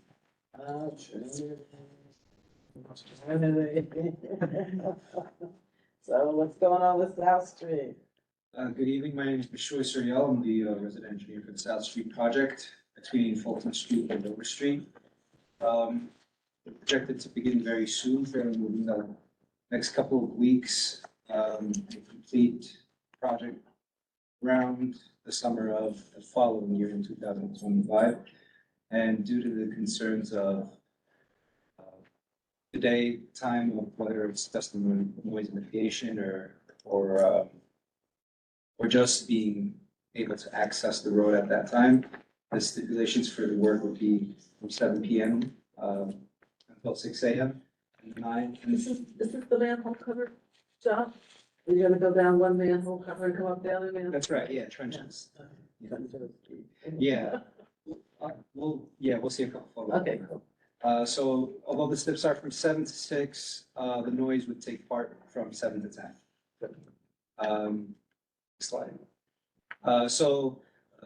What we've so far been working on is the sewer survey within both the sewer that we're going to be working on the east side or the east curb on the side of the tin building, and we got some shots of the west curb side combined sewer. So that was completed as of last week. So moving forward, we're gonna need to conduct test pits, basically expose all the utilities within the section that they're going to be bypassing from the very first manhole. They're gonna be offsetting the flow into the combined sewer on the west curb across the street. So I think there's a zoomed in drawing, but we'll get to it. So basically, the steps are to basically, in order for us to install what's going to happen is there's going to be a spiral, it's going to be a spiral wound liner of pipe. Basically, it's the previous projects we're talking about dropping sections of pipe somewhere around 20 feet. This one is basically a spiral wound, yes. Yes, and they have the machine that basically installs the spiral. And yes, and the spools basically feed the spiral within the pipe and somebody's. So it feeds it through the pipe. Right, and there's a crew down there. Right. Yeah, in the next slide, you'll see a mock-up that the contractor went ahead and did at his location, his headquarters. You're gonna see in the middle picture and the other middle picture, there's the spool of the spiral weld or the spiral wound liner. And the photo, the larger photo is from the manufacturer. The photo to the right of it is the contractor's mock spool that he used to install the photo all the way to your right. So you can see there's a black frame that the machine is attached to, and it basically is fed the spool that basically winds that pipe. No, so here's the pipe. And it's spooling in this way, or it's spooling in going lengthwise? Well, It's spooling in, it's lining it. Yeah. So this is my pipe, right? Correct. So it's lining it. Yes. Right. So right now on South Street, there's a lot of infiltration from outside the sewer, inside the sewer, because it's next to the river. So right now, the best way is to do to treat all these cracks by installing this lining So material. do that, so it's hollow in the center. Is that right? Right. Got it. And in order for it to be hollow in the center, they need to offset whatever flow is in there currently by bypassing it to the adjacent sewer that's across the street. Temporarily? Yes. While they do this unspooling Well, yes. thing? They would have And then run the water and then do the other unspooling thing? No, they're not gonna do the other, they're not gonna do the one across the street, they're just gonna do the one on it's called the interceptor sewer on the east side curve, the one that's right in front of the tin building towards Dover. It's gonna be a 3-block stretch. And, yeah. So basically, I want to come see. yeah. 7 to 6 a.m. So this unspooling thing is with a motor? Yes. Yeah. The motor basically installs the spiral spool. It's a big handle, they're just. Yeah. If you guys want, the next meeting, we could share it. Yeah, please, please. And then And we after like that. rats, we like- Yeah. Flex seal. Yeah, I love Flex Seal too. So the yellow sections you see is more or less where the locations are of basically ripping up street up and trench opening or street opening, where opposed to the blue sections is going to be basically the trenchless installations of the spiral spool of liner. So Just to give a heads up, the larger box you see in the very beginning next to manhole 1, that's where we're gonna have to basically close the street during those night hours. Because like the previous projects, there's gonna be spaghetti, and the cover for all the utilities in that section is gonna be very, pretty shallow. So they're gonna have to get the support in order for them to install the bypass pipe that connects the one sewer to the other. And after that, they're gonna cover it up, for those operations. But then again, I wanna remind everyone, work is at night, so What hours? 7 PM to 6 AM, and then from 7 to 10 will be noise-related operations. 7 PM to 10 PM. Yes. Now you said 7 PM to. It's the noise. Yeah. I believe they're trying to get it stipulated so they can make a little bit more noise. Of course they want. Well, Yeah. last time they were bragging about how quiet. Quiet, it's sunny day, right? Well, they're gonna be inside the pipe, so, yeah, it's. And it's interesting that you're calling out this 3-hour interval of like, this is when the noise is gonna be. Even me, I got confused. Last time we were talking about like vacuum lab, right? So the noisy operation we're talking about is moving big machines with the big sounds, moving the big stools with the lining. These are the noisy operations that we're Not trying jackhammering. to, not jackhammering. Okay. All of that's gonna We be. can deal with all Yes, that. but like during the lining, after 10, it will be the lining operation. After 10, it's gonna be the lining operation, which is like the vacuum sound noise that was described in last meeting. I wasn't here, so what's the noise? Is it a hum? Is it a Generator? generator? Yeah. More like a hum? Yeah, something like that. They compare it to the sound of a vacuum. So it's the vacuum outside, which you're saying is gonna be quiet. I question that. They already know that. It's noise resonates, and especially down here in At downtown. night. And at night, it. Well, you'll just get complaints. I understand there will be noise, but we're gonna keep in mind what we're trying to do, especially on this project, we're trying with technology. We have two options, option A, option B. Option A is to close South Street for the next 4 years, start excavating 30 feet down, install machining on both sides, and that will be the noise. We're trying a new technology for the first time in New York City. Even the contractor is not from New York City. And they're gonna come, try this model. We have microphones that will work, we've been coordinating with it. And if you get any noise, we will have CCL on the project, please reach out and please work with us. I mean, we're trying our best to get this project delivered with the minimum noise. Right. There will be noise, yes, it's construction. And I mean, yeah, it's also construction at night. Well, People are trying to say, complain. when does this start? But you know what? There weren't that many people there. No, but we hear that because with 250 You Water, hear it on that 250, we part. get 250 Water Street in the daytime. The 250 Water is right there. This is a block further. Yeah, and your point. Either way, you'll call. You know. And who do we call? Do we have to call you or who we call? We call it, we have a CCL between Yes. us.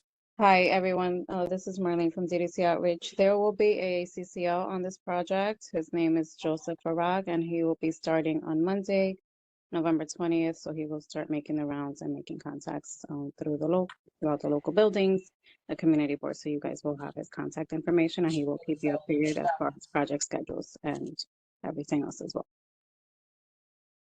And what's our deadline here? So, the test pits, which is the most, I believe most, noise involved operations are going to be, fairly soon, within the next 2 weeks, moving forward, into the end of the year. Just to help expose what utility work needs to be supported, so that they can begin preparing, to drop their bypass, between the two manholes. But, you know, just to complete the whole picture, after the spiral is welded, spiral liner is not welded, is wound in. Basically, there's gonna be a gap between the interceptor sewer and the newly wound spiral sewer. And they're going to be pumping grout to fill it in, so it holds it in, it's gonna be in place, but to secure, of course. Right on the outside. They're gonna be pumping it in between. Yeah. No, between the layers of the wound in and the Between outside. existing and the proposed. So the proposed is gonna be inside the sewer. Yes. Oh, okay. Yeah. And then upon completion of that, there's going to be, of course, the section is installed within 3 manholes. So when they finish that, they're going to now reconstruct those 3 manholes to the surface, and that would be the introduction of the closeout phases of final restoration, and yeah. So when we see you in 2 months, you'll have more, you'll have pictures. Yes, yes. There are pictures for the mock-up, so we should be able to share that with you in the next. Want to see the action. So phase 1 is 8 months? So the first phase between the first 2 manholes is 8 months. The second phase between that middle manhole and the last manhole is gonna be around 6 months. So you'll let us know. Oh, yeah, definitely.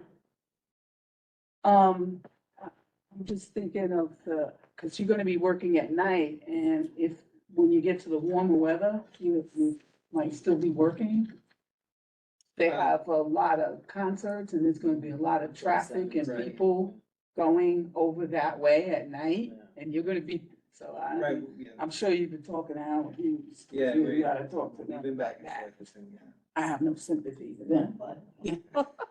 Yes, there'll be coordination with the South Street Seaport organizations, yes, Yeah. throughout the project. We gotta get moving, because I'd like to finish fully by 9:30. Thank you. Done, but exciting. Yes. Exciting, except for the noise. So now Trinity. I joined the moment. Hi everyone, I'm Marshuri, I'm the eye for the upcoming project Trinity Place. It's project limit from Cedar to Morris Street. Project involves full roadway reconstruction with a new So Cedar to Morris. Cease. Yeah. So by the school. Yes. Yeah. And so full roadway reconstruction that includes segmented sidewalks, outcut drawings, granite curb, utility upgrades. We have also some manholes, new manholes, wash basins, replacement of 200 linear feet of combined sewer. Once everything is done, put roadway pavement, street lights, traffic lights with ADA compliant pedestrian signals. That means they talk to us. Yeah, you can hear them. Yeah.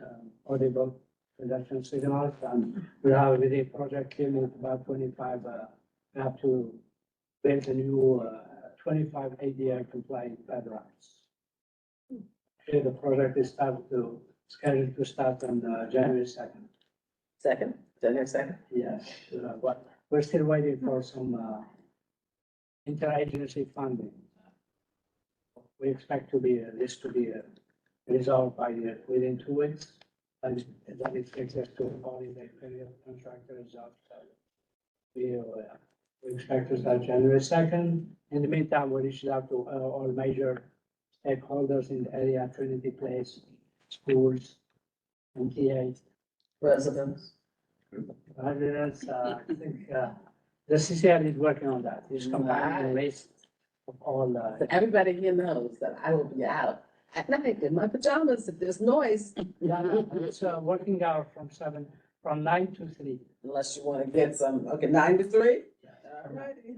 The changes of now, we'll let you know. Okey-dokey.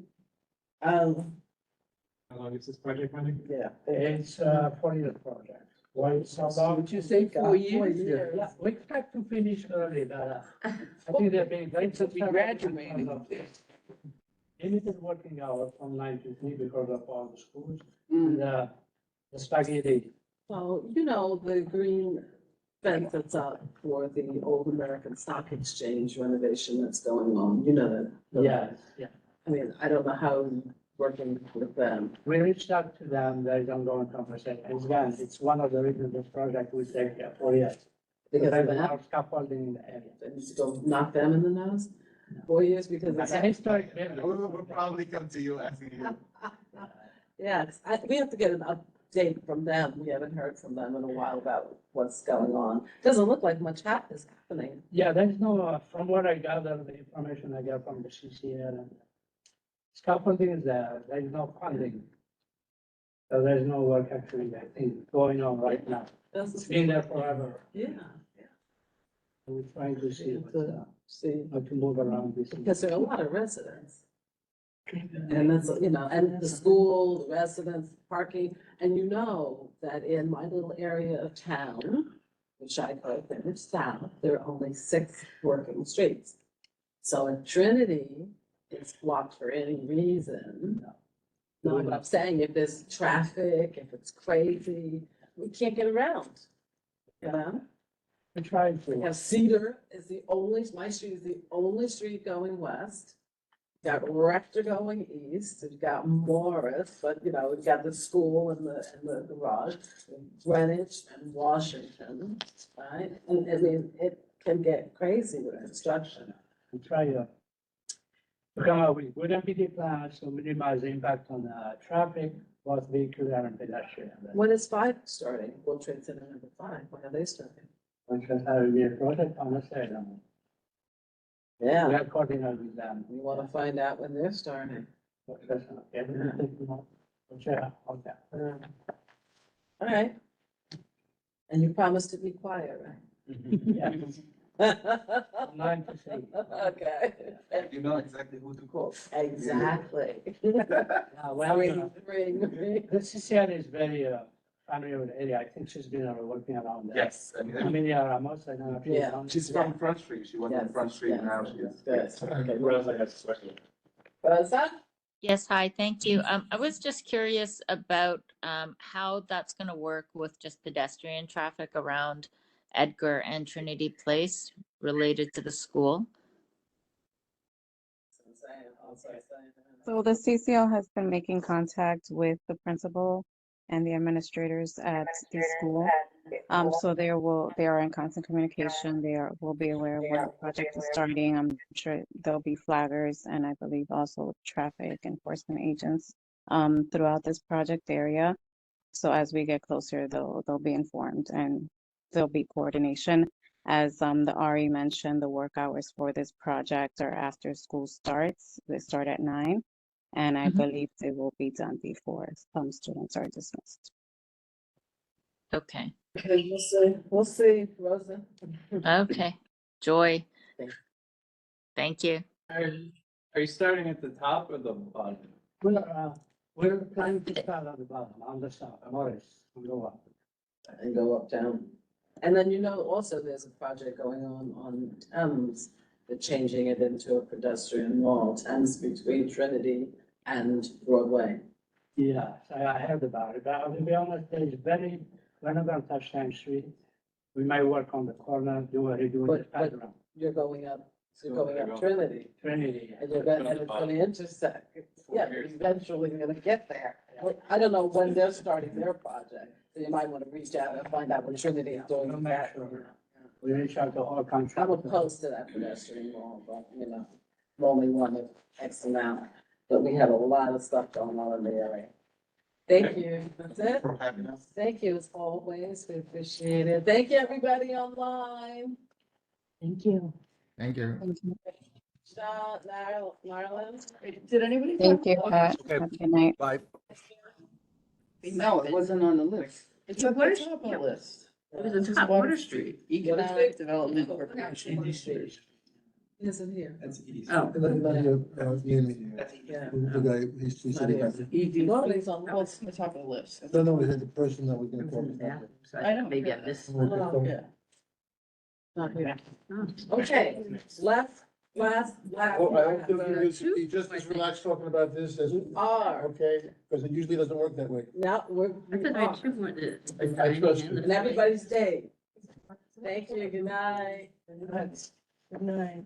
And there's one person, Jess Coleman, who's, he was gonna come. But he got sick, he emailed me, but he's affected by this also. So introduce yourselves. Hi, He's I'm Erica Laird. I'm the general manager at the Flea They're Theater. having rehearsals and events outside. Hi, my name is Keontae Coltwall. I'm the development assistant at the Flea Theater. We are on Thomas Street, if you haven't been to the Flea. We're a 3-theater facility, live performing arts that mission is to support experimental art by Black, brown, and queer artists. We are really here just to say hi and introduce ourselves to the committee. It's probably been a few years since anyone from the Flea has been to one of these meetings. Quite a So, few years. yeah, since the construction ended, I'm sure. So we just wanted to reintroduce ourselves. And we had a couple of things for the block. So Thomas Street is kind of a weird little unique street. And it's sort of this non-commercial, non-residential for the most part, where we have a presence. Well, you have the back door of the related building. But in terms of street traffic, there isn't a lot of it, pedestrian traffic. And there are a couple of things that we've noticed over the last few years that we just wanted to bring up. One is that the building on the corner of Thomas and Broadway, which was a McDonald's and then shut right before the pandemic, has remained empty for a really long time and is kind of bad. Yeah, it is bad. It looks bad. It looks terrible. It makes that block really hard to walk down from that direction. No idea who owns that building or what's going on with it, but it seems to be getting worse and worse every It's once in a coming while. down. Is it? Amazing. It's gonna be replaced. Oh, that's great. Do you know when? It's been purchased and it's gonna be a residential, building. Maybe you could give us the address of that building and then maybe Zach can share a little Yeah, research. and it's see if we can find anything about that. The address of that.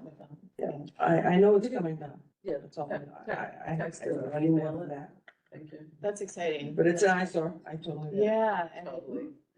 And then the other question that we had was around the park-ish thing that is connected to the AT&T building there. That used to actually, before the pandemic, they would open that during the day so that people who worked in the area could sit and have lunch and enjoy the park there. And it was open. It was nice because it created street traffic, pedestrian traffic. And it was a nice place for everyone to be able to sit. They have not reopened that park since the pandemic, and now it's being used as a parking lot. Right, for the Con Ed and for those, exactly. Which feels, Okay, separate, we want to get on because we want to also get out of here, but we need to talk about that because if it was, I don't remember, is how old was the building? That building, I moved to my loft in 72 and they were just topping it off. But if that space was given as a public amenity, I can't see. then they can't use it as a parking. lot. Yeah, I think you should look into that because it was open for many years. Friends and I used to go in there and tennis balls against the windowless side. And and you could walk through it. So we Yeah, actually that's an already issue. looked into it because we were working to get the park opened and it actually isn't a public space. So I think it was used as it, but it isn't a public space. So right now we're collaborating with Senator Kavanaugh's office, Assemblyman Glick, and Councilman Marte's office to we drafted this letter. Get us involved. And Yeah. no, I'll loop in Tammy, who I was communicating with too. We have a drafted letter already Exactly, that yeah. we're trying to get sent to them to explain about why we want the park reopened and kind of improve the quality of life on the block. Yeah. While that's a good thing, why we are here is that we have issues about the use of the theater. The alley. The lob, well, why don't you speak first? No, you can. Well, I know that I have been an elected official in the past and I get, even though I'm retired, I still get complaints that come to me about anything that's happening on Duane or Thomas. We had a tenants association for years with those two streets. And for a long time, we were the only tenants down here in 72. There was nobody. And they used to have big fans coming from the top of that building. And it sounded like JFK runway. And we actually got them to put sound deadening devices on the top of that building. Otherwise, you could not have had your theater. You could have had nothing.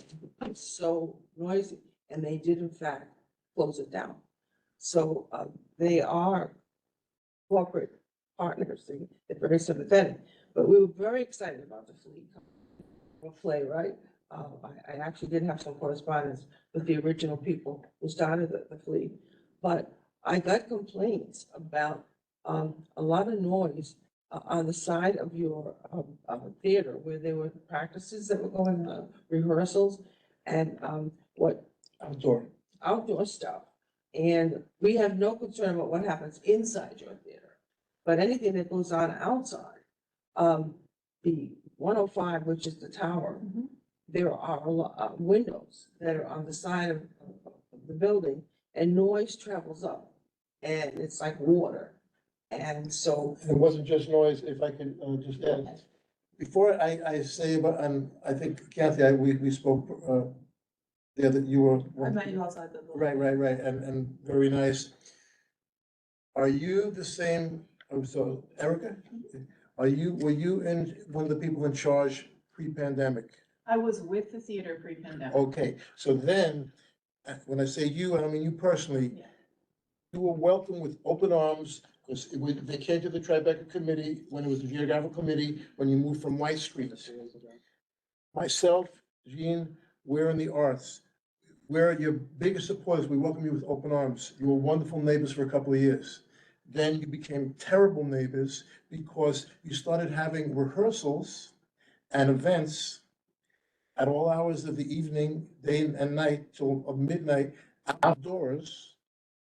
And like I said, we welcomed you with open arms. You have a beautiful theater. You have beautiful rehearsal spaces. I would be, there are people on this board. Mitch, just because I want to move it along. Well, you see, that's why we spent so much time on garbage before. So, we just wanted to talk to you about Well, is it taking because- it indoors, taking it. Okay, so what I'm saying is that you have beautiful theaters, and there are people on this board that would restrict you what you do inside. I'm one of the people that's on your side, but do what you do inside your theater, because before the pre-pandemic, it wasn't just like noise music, there'd be 50, 100 people out rehearsing the plays. that's what I want to find out. And what's they going were on having full rehearsals, they were having events outside. Plus what's going on outside. Okay, but I know everything that's going on outside. So the pandemic stopped it, and just for Lucian, before he left, he was in dealing with them, and they really weren't responding, and there were 311 complaints then. Then it's been better, but I want to try to nip it in the bud, because you've had some events. This past Friday, you had like outdoor dinners or something like that, and the sound just travels. You haven't been having 50 to 100 people, full-scale rehearsals, and like I said, I'm your biggest supporter of everything you're doing, black, brown, queer, anything inside. There are dance companies that I could recommend you, world class, that I was telling Keontae, because I'm involved with a lot of those groups. But please. Keep it inside. Because they've decorated the alley out, it's like if there was a rooftop But I'd cafe. like to hear what they're gonna Okay. tell me. So what's Okay. going on outside? So the patio is used, it's a outside patio that it is connected to a venue. So it's a small venue, and it's used a lot for workshops and rehearsals, and we do have, after show parties in that space. The way that the space is used now is that the building hours, the operating building hours are 9:30 a.m. to 11 p.m. The building is closed at 11 p.m. and there are no It activities. has nothing to do with the building, it's an outside alley. Can I continue? So it is connected to our building, it is part of our deed. The patio outside, we stop all activity. First of all, there's no amplified noise outside there. Not true. I understand that there used to be. I will, You had an event a couple of months ago. yeah, it's not amplified and I. It was, you had a DJ and you had people on microphones, my window faces it. And like I said, you're ruining relationships with your biggest supporters on this board, because there are other people on Okay, the so hold on a board. sec. So Okay. this was amplified and you say it wasn't. Well, we don't have amplified. There was probably somebody with a microphone who was trying to get people to come inside. So we do close all activity on There the was a patio. DJ and there was microphones. We do close all activity on the patio at 10 p.m. And everyone moves inside at 10 o'clock. So But that the has building been. closes at 11. The building closes at 11, but anything that's going on outside on the patio. is Was this closed at at 10? Yeah, it's been, there were times after, this past Friday, no. previously, yes, and then before the pandemic, I'm just trying to nip it in the bud. It was after 10, after 11, after 12, and it has nothing to do with amplified. There were rehearsals, there'd be 50, 75 people out there, And so like we're- reciting. We don't do that anymore. Okay, fine, so I'm glad about that. No, we don't. do So what are the events now that you are planning going forward outside? It really just is parties. It really just is like an after party for a show that if the weather allows, then people can use the patio until 10 o'clock. And so if, I'm sorry, Jean, let me just finish this. So if you are having parties until 10 and then at 10 you move inside to, from 10 to 11, why can't you just do it inside the? Because the patio is a big bonus. But why for can't you use the people. patio? when It it's wasn't a only patio, daytime? Pat, it was an alley that they were using for storage. And because they're not telling you the truth. I think, our, like, it's open to all of you who want to tour the building. Yeah, Like, please come by I and think you take should, one. because I think alley is a misrepresentation. It's not an alley. If you want It wasn't alley. I don't care what it's called. It's abutting their residence. It's outdoors, it's like a And it's rooftop maybe a noise cafe. That is disturbing them. So what I want to find out is if you only have an hour, you out there till 10, and then you move inside until 11, why can't you just have these parties inside? And have daytime events It is mostly inside, but there are events sometimes where especially in the summer months and in the warmer months, where it is nice to have the option to open that patio up for people. And it usually is something it is involved in some sort of a.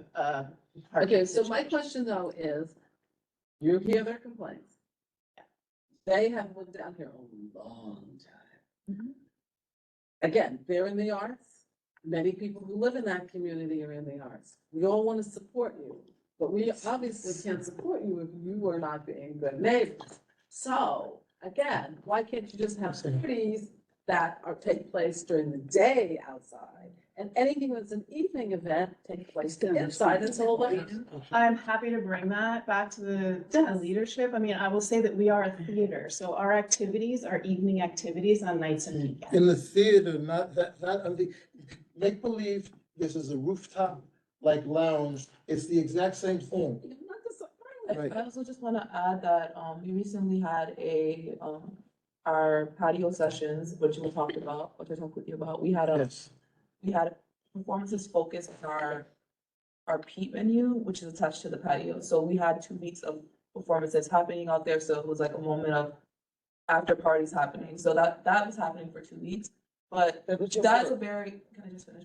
Sorry. That's not often. We don't use that space often. So this isn't like a thing happening year round. This is what's happening. It's right next to the building. I mean, I hate this because I support you guys so much what you do, but Yeah, parking, see what's happening. I'm trying to have a dialogue here. Yes. So, okay, so, I'm sorry, you were saying you have this event that's going on. So we had, our Work the Patio sessions, which started in September 21st, and that was for 2 weeks, ended in October. And it was a focus on our patio because we don't use that space often, so we wanted, it's like under rented because people use the traditional performance art spaces that we have inside the building. So we focused on, showing the space to people. We had like a little banquet out there and stuff like that. And, it's not a year-round thing.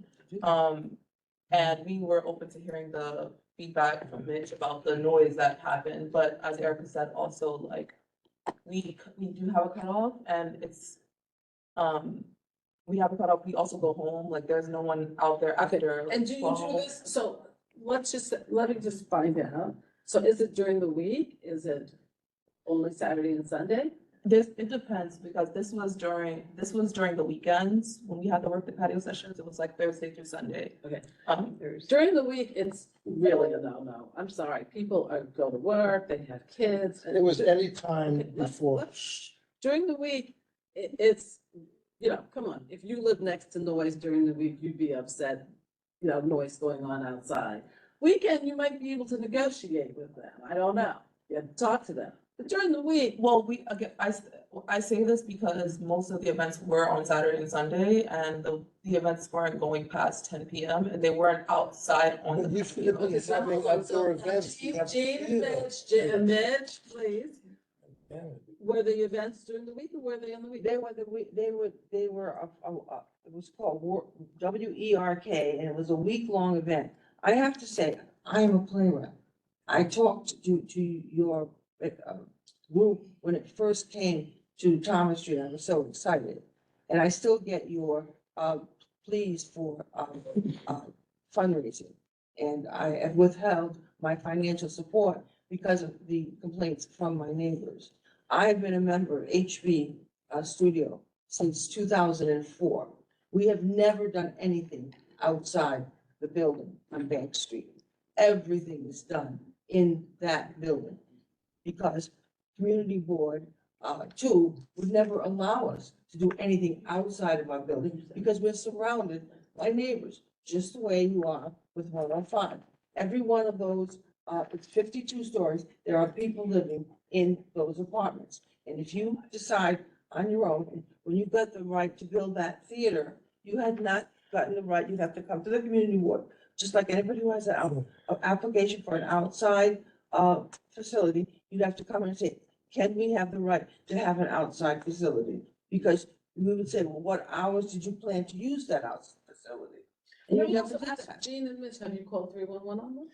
No, we've come We- here. Before the We wanted to come pandemic, here. before the pandemic, there were 311 them. calls made, there were 311 calls made.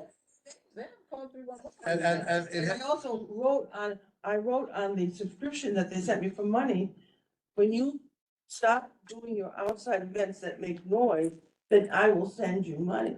Okay, I want to hear Brendan and I want to hear Mimi. well, they just said, we did, there were 311 calls very quickly. But, you know, because I'm in the arts, I want to try to, work things out. So I gave, the previous district manager, Oh, Lucian. Lucian was in touch, I don't know who, he was in touch with the administration, and they were saying, yeah, well, it's starting to get cold now, and we're gonna be stopping it now, like in the winter, and then the pandemic hit.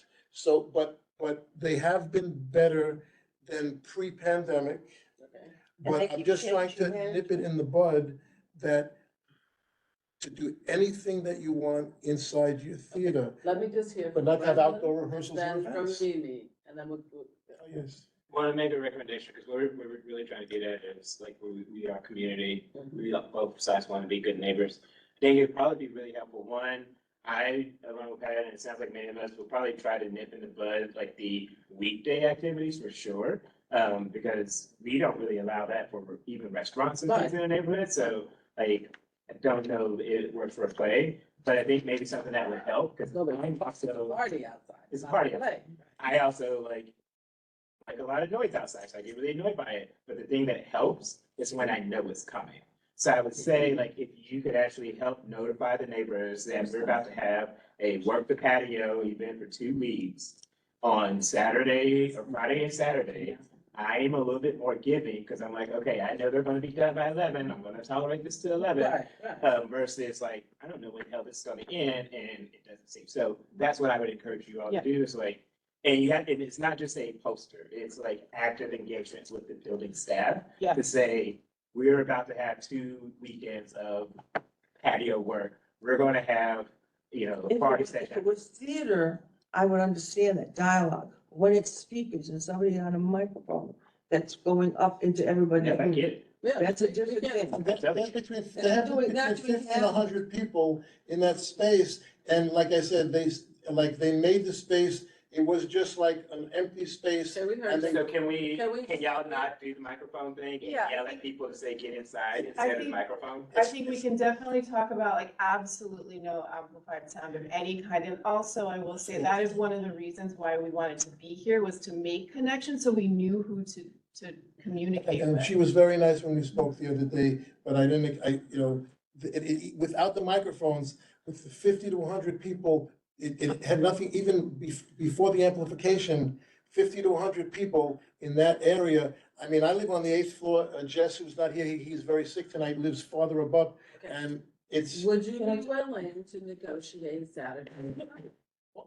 They have Can I just? 3 theaters in that building. Why can't, we accepted them with loving arms. Are you willing to negotiate? Can I just make a comment to Ms. Ott? Like, Why can't it just be in the theater, Pat? I just want to make a comment, Yes. a combative comment. Sure. I would be willing to show you the audience numbers. We've never had more than 50 people at one single night for this. Okay, Dave, now, it was before the pandemic. But it hasn't even reached 50. No, it's really, But no, you'd be surprised. I know, how much it puts I'm up. just saying, like 50 to 100, that's a 50 lot. people. Before the is a pandemic, lot. they were. No, it is. And even without amplification, you could Yeah. have 25 people and it sound like. That's fair, no, that's fair. I live on I'm the just, 50th I'm just floor. saying in terms of like the way you're speaking about the events and whatnot. No, again, I live on the 50th floor. There was music coming out. I was like, why is nobody doing anything about it? I went downstairs because you couldn't hear it downstairs. So like it really does carry up. more than Yeah, that. and so that's what Mimi wants to say something, let me. Yeah, so like I used to live on the 38th floor of a building and there was a playground underneath, no amplification or anything. And it was so loud. It was, I mean, kids scream a lot and it's just really loud, but like people talking, especially if there's alcohol involved, they get really loud. Yeah. Like, do y'all have a liquor license? No, we don't sell liquor. The parties that we're talking about are usually benefit events, so there isn't a sale of liquor. We don't have. But The you other thing I have serve, to but say- you have liquor, you serve liquor. We do not serve liquor. Oh, you It's don't? beer and wine only. It's donation based and it's not. But that's investment. alcohol. Beer and wine, there's a category for that. But it's. But you know, what I do want to say is that I always say, and everybody has always heard me say, that people are pissed when you make noise and you disturb them, but they're less pissed if you let them know Yes. ahead of time 100%. that you were having Yes. an event. So that's number one. Number two, again, Jean, Mitch, are you willing to negotiate on Saturdays and Sundays? I'm gonna tell you, I would defer to Mitch because I'm further away. I am more concerned about the abuse of a space that isn't really an open air space. I would like them to work on using their indoor space as a theater space. I don't mind people gathering when they're gonna wait to get inside for their ticket. Okay, but That should be on top of the let's just street. say I think that Mitch and his neighbors need to negotiate with them. Okay, but let me say something. They have a beautiful, I haven't seen it yet, outdoor space. And we know we would love to, I've you seen know, it, we all want out. it's just, It's it's not, not. it's an enclosed, they have, Okay, they have a They beautiful. have an outdoor theater. space that they would like to use. Let me just put it this way. Okay. So are you willing to negotiate maybe Saturday events? That they can have Saturday events If until this 11 was, o'clock? you know something, if this With was no a rooftop, We thing, negotiate. right where Joel lives, We you think negotiate. that he would accept that? Let me add one more thing, let me add one thing, Pam. Pat, the manager of 105 has an outdoor space. When that building first went up, Right. he met with us and said, we're not gonna have any activities out there. Because we know that it amplifies out into the street. So there are no activities. So what would you like them to do with the We have outdoor an outdoor space? space. I would like them to keep the activities indoors. So never to use that outdoor space? Because it does affect the New people, Year's Eve, I the mean, people who live. I no, I know, but for New Year's, If you're gonna have a just saying fundraiser, something special, something special, fundraiser, something on a special. non-regular basis. No, but not on a Very regular non-regular. basis. Absolutely. So I would say, If you're gonna have a fundraiser, like you had that work thing, So can they have like 4 a year? yeah, they're gonna have Sure. fundraisers, yes. yeah, how many, I mean, it's hard to say. I mean, here's the, give us a number, 12, Yeah, 20. yes. Like, it's not gonna be more. We don't, I will say unequivocally, like, we don't do plays like before the pandemic out there anymore. Like, we But yeah, don't. okay, so just, so, It happened, it will not.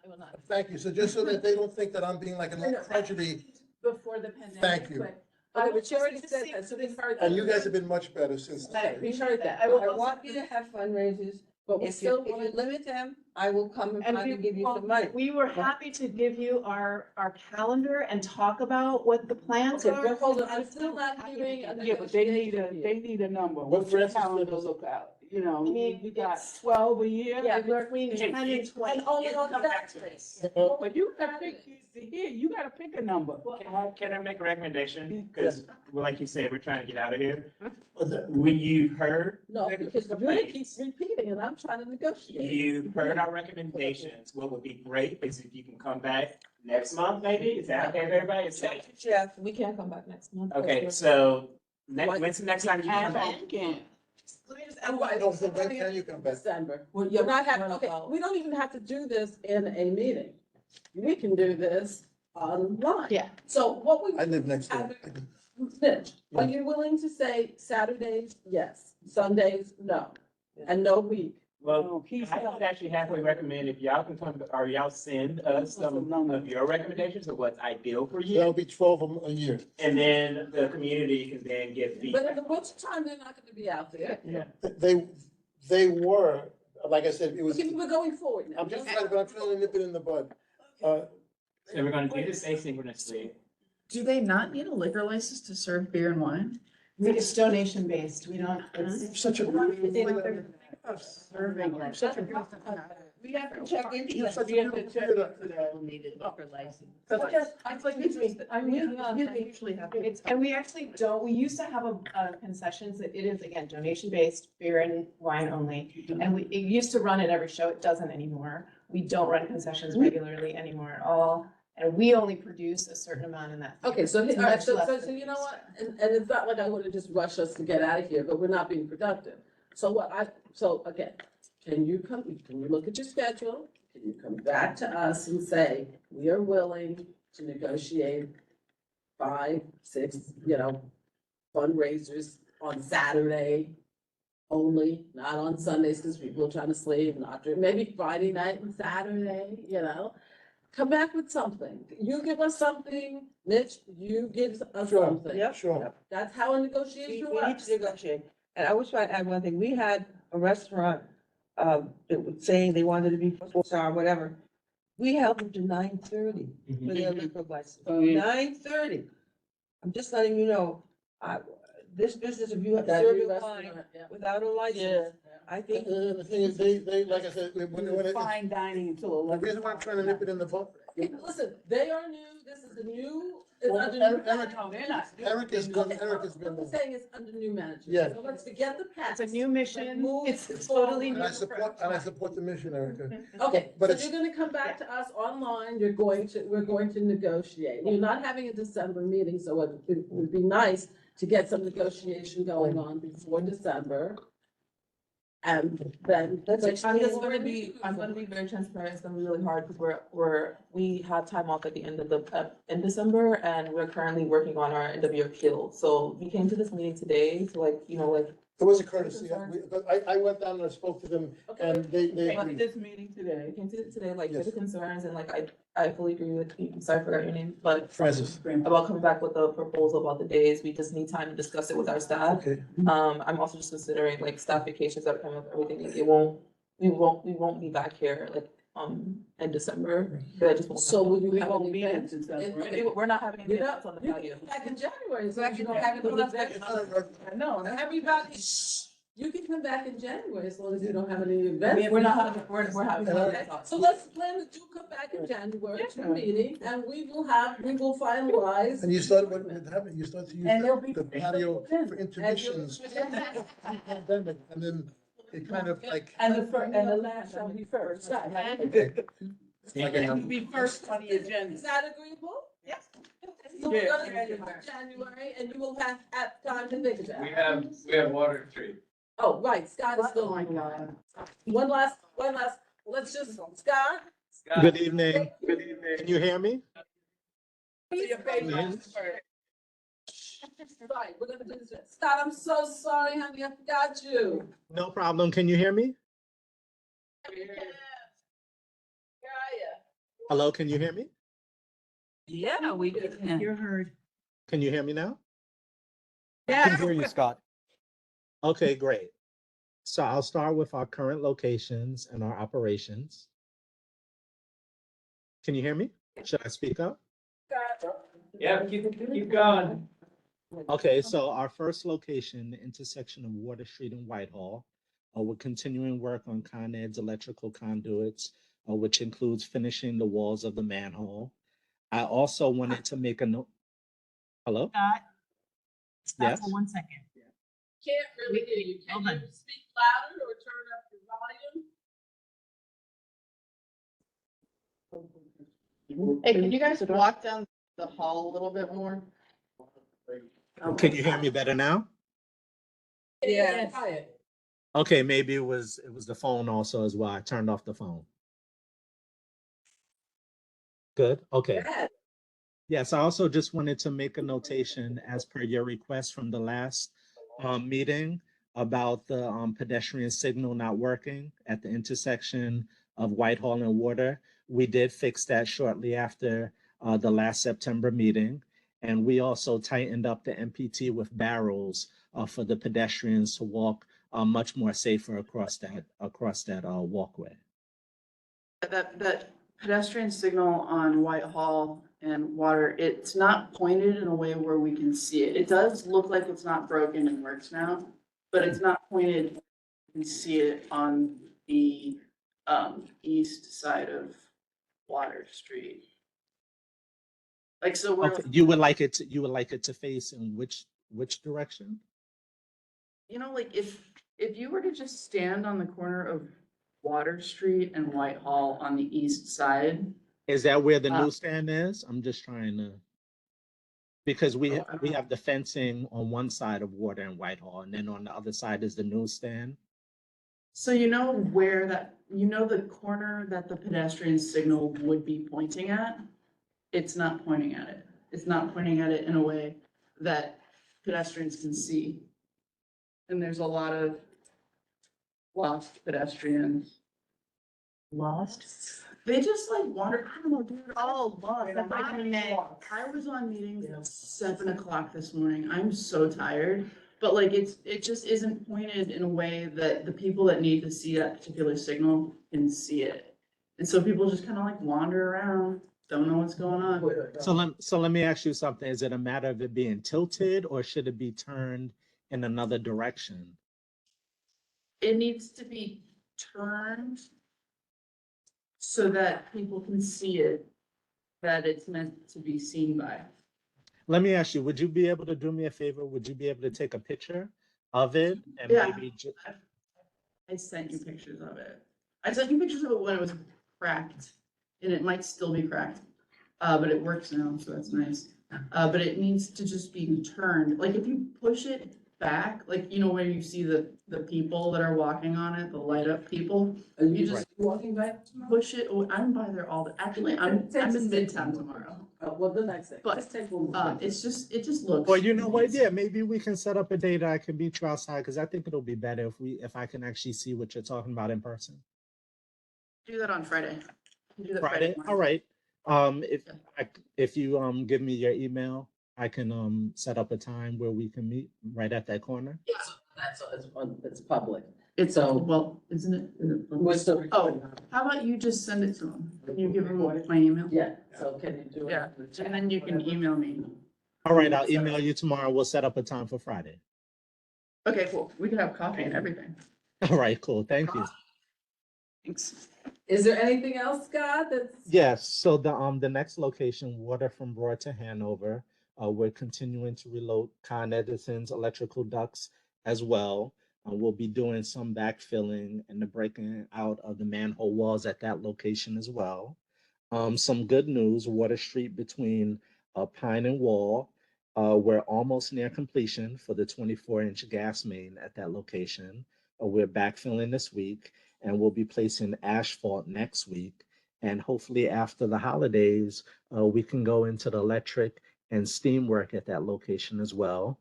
And last but not least, the intersection of Moore and Pearl Street, we're pouring concrete for the Con Edison service box at that location. And I just wanted to mention as well that our 10th installation of our projects newsletter went out at the end of October. If anybody wants to be added to that list, please feel free to shoot me an email or give me a call, and I can add you to that list. And that's all I have. Thank you, Scott. Scott, I have a suggestion. Sure. Brandon suggested that, the borough-based jail shouldn't come on the same night as DDC. So Mhm. would you like to coming on the same night as DDC and not come when they come and come when the borough-based jail comes? Because you always get shoved to the end, and half the time, I'm sorry to say, we forget you. I'm sorry. Yeah, no, that's fine. Yeah, so when would the next meeting be? That would be cool. Okay, so we're gonna figure it out, and we're not gonna have you come on the same night as DDC, okay? Okay, that would be great. Right, so then you get to have the light shining on you. All right, thanks so much. Thank you so much for being patient as always. No problem. Take care. Have a good night. and Enjoy your Turkey Day. Thank you. You too. I meant to wish you all a happy holidays. Thank you. Thanks. Take care, Scott. Good night. Bye-bye. Good night. Yes. Okay. Thank you so much for your patience and insightfulness.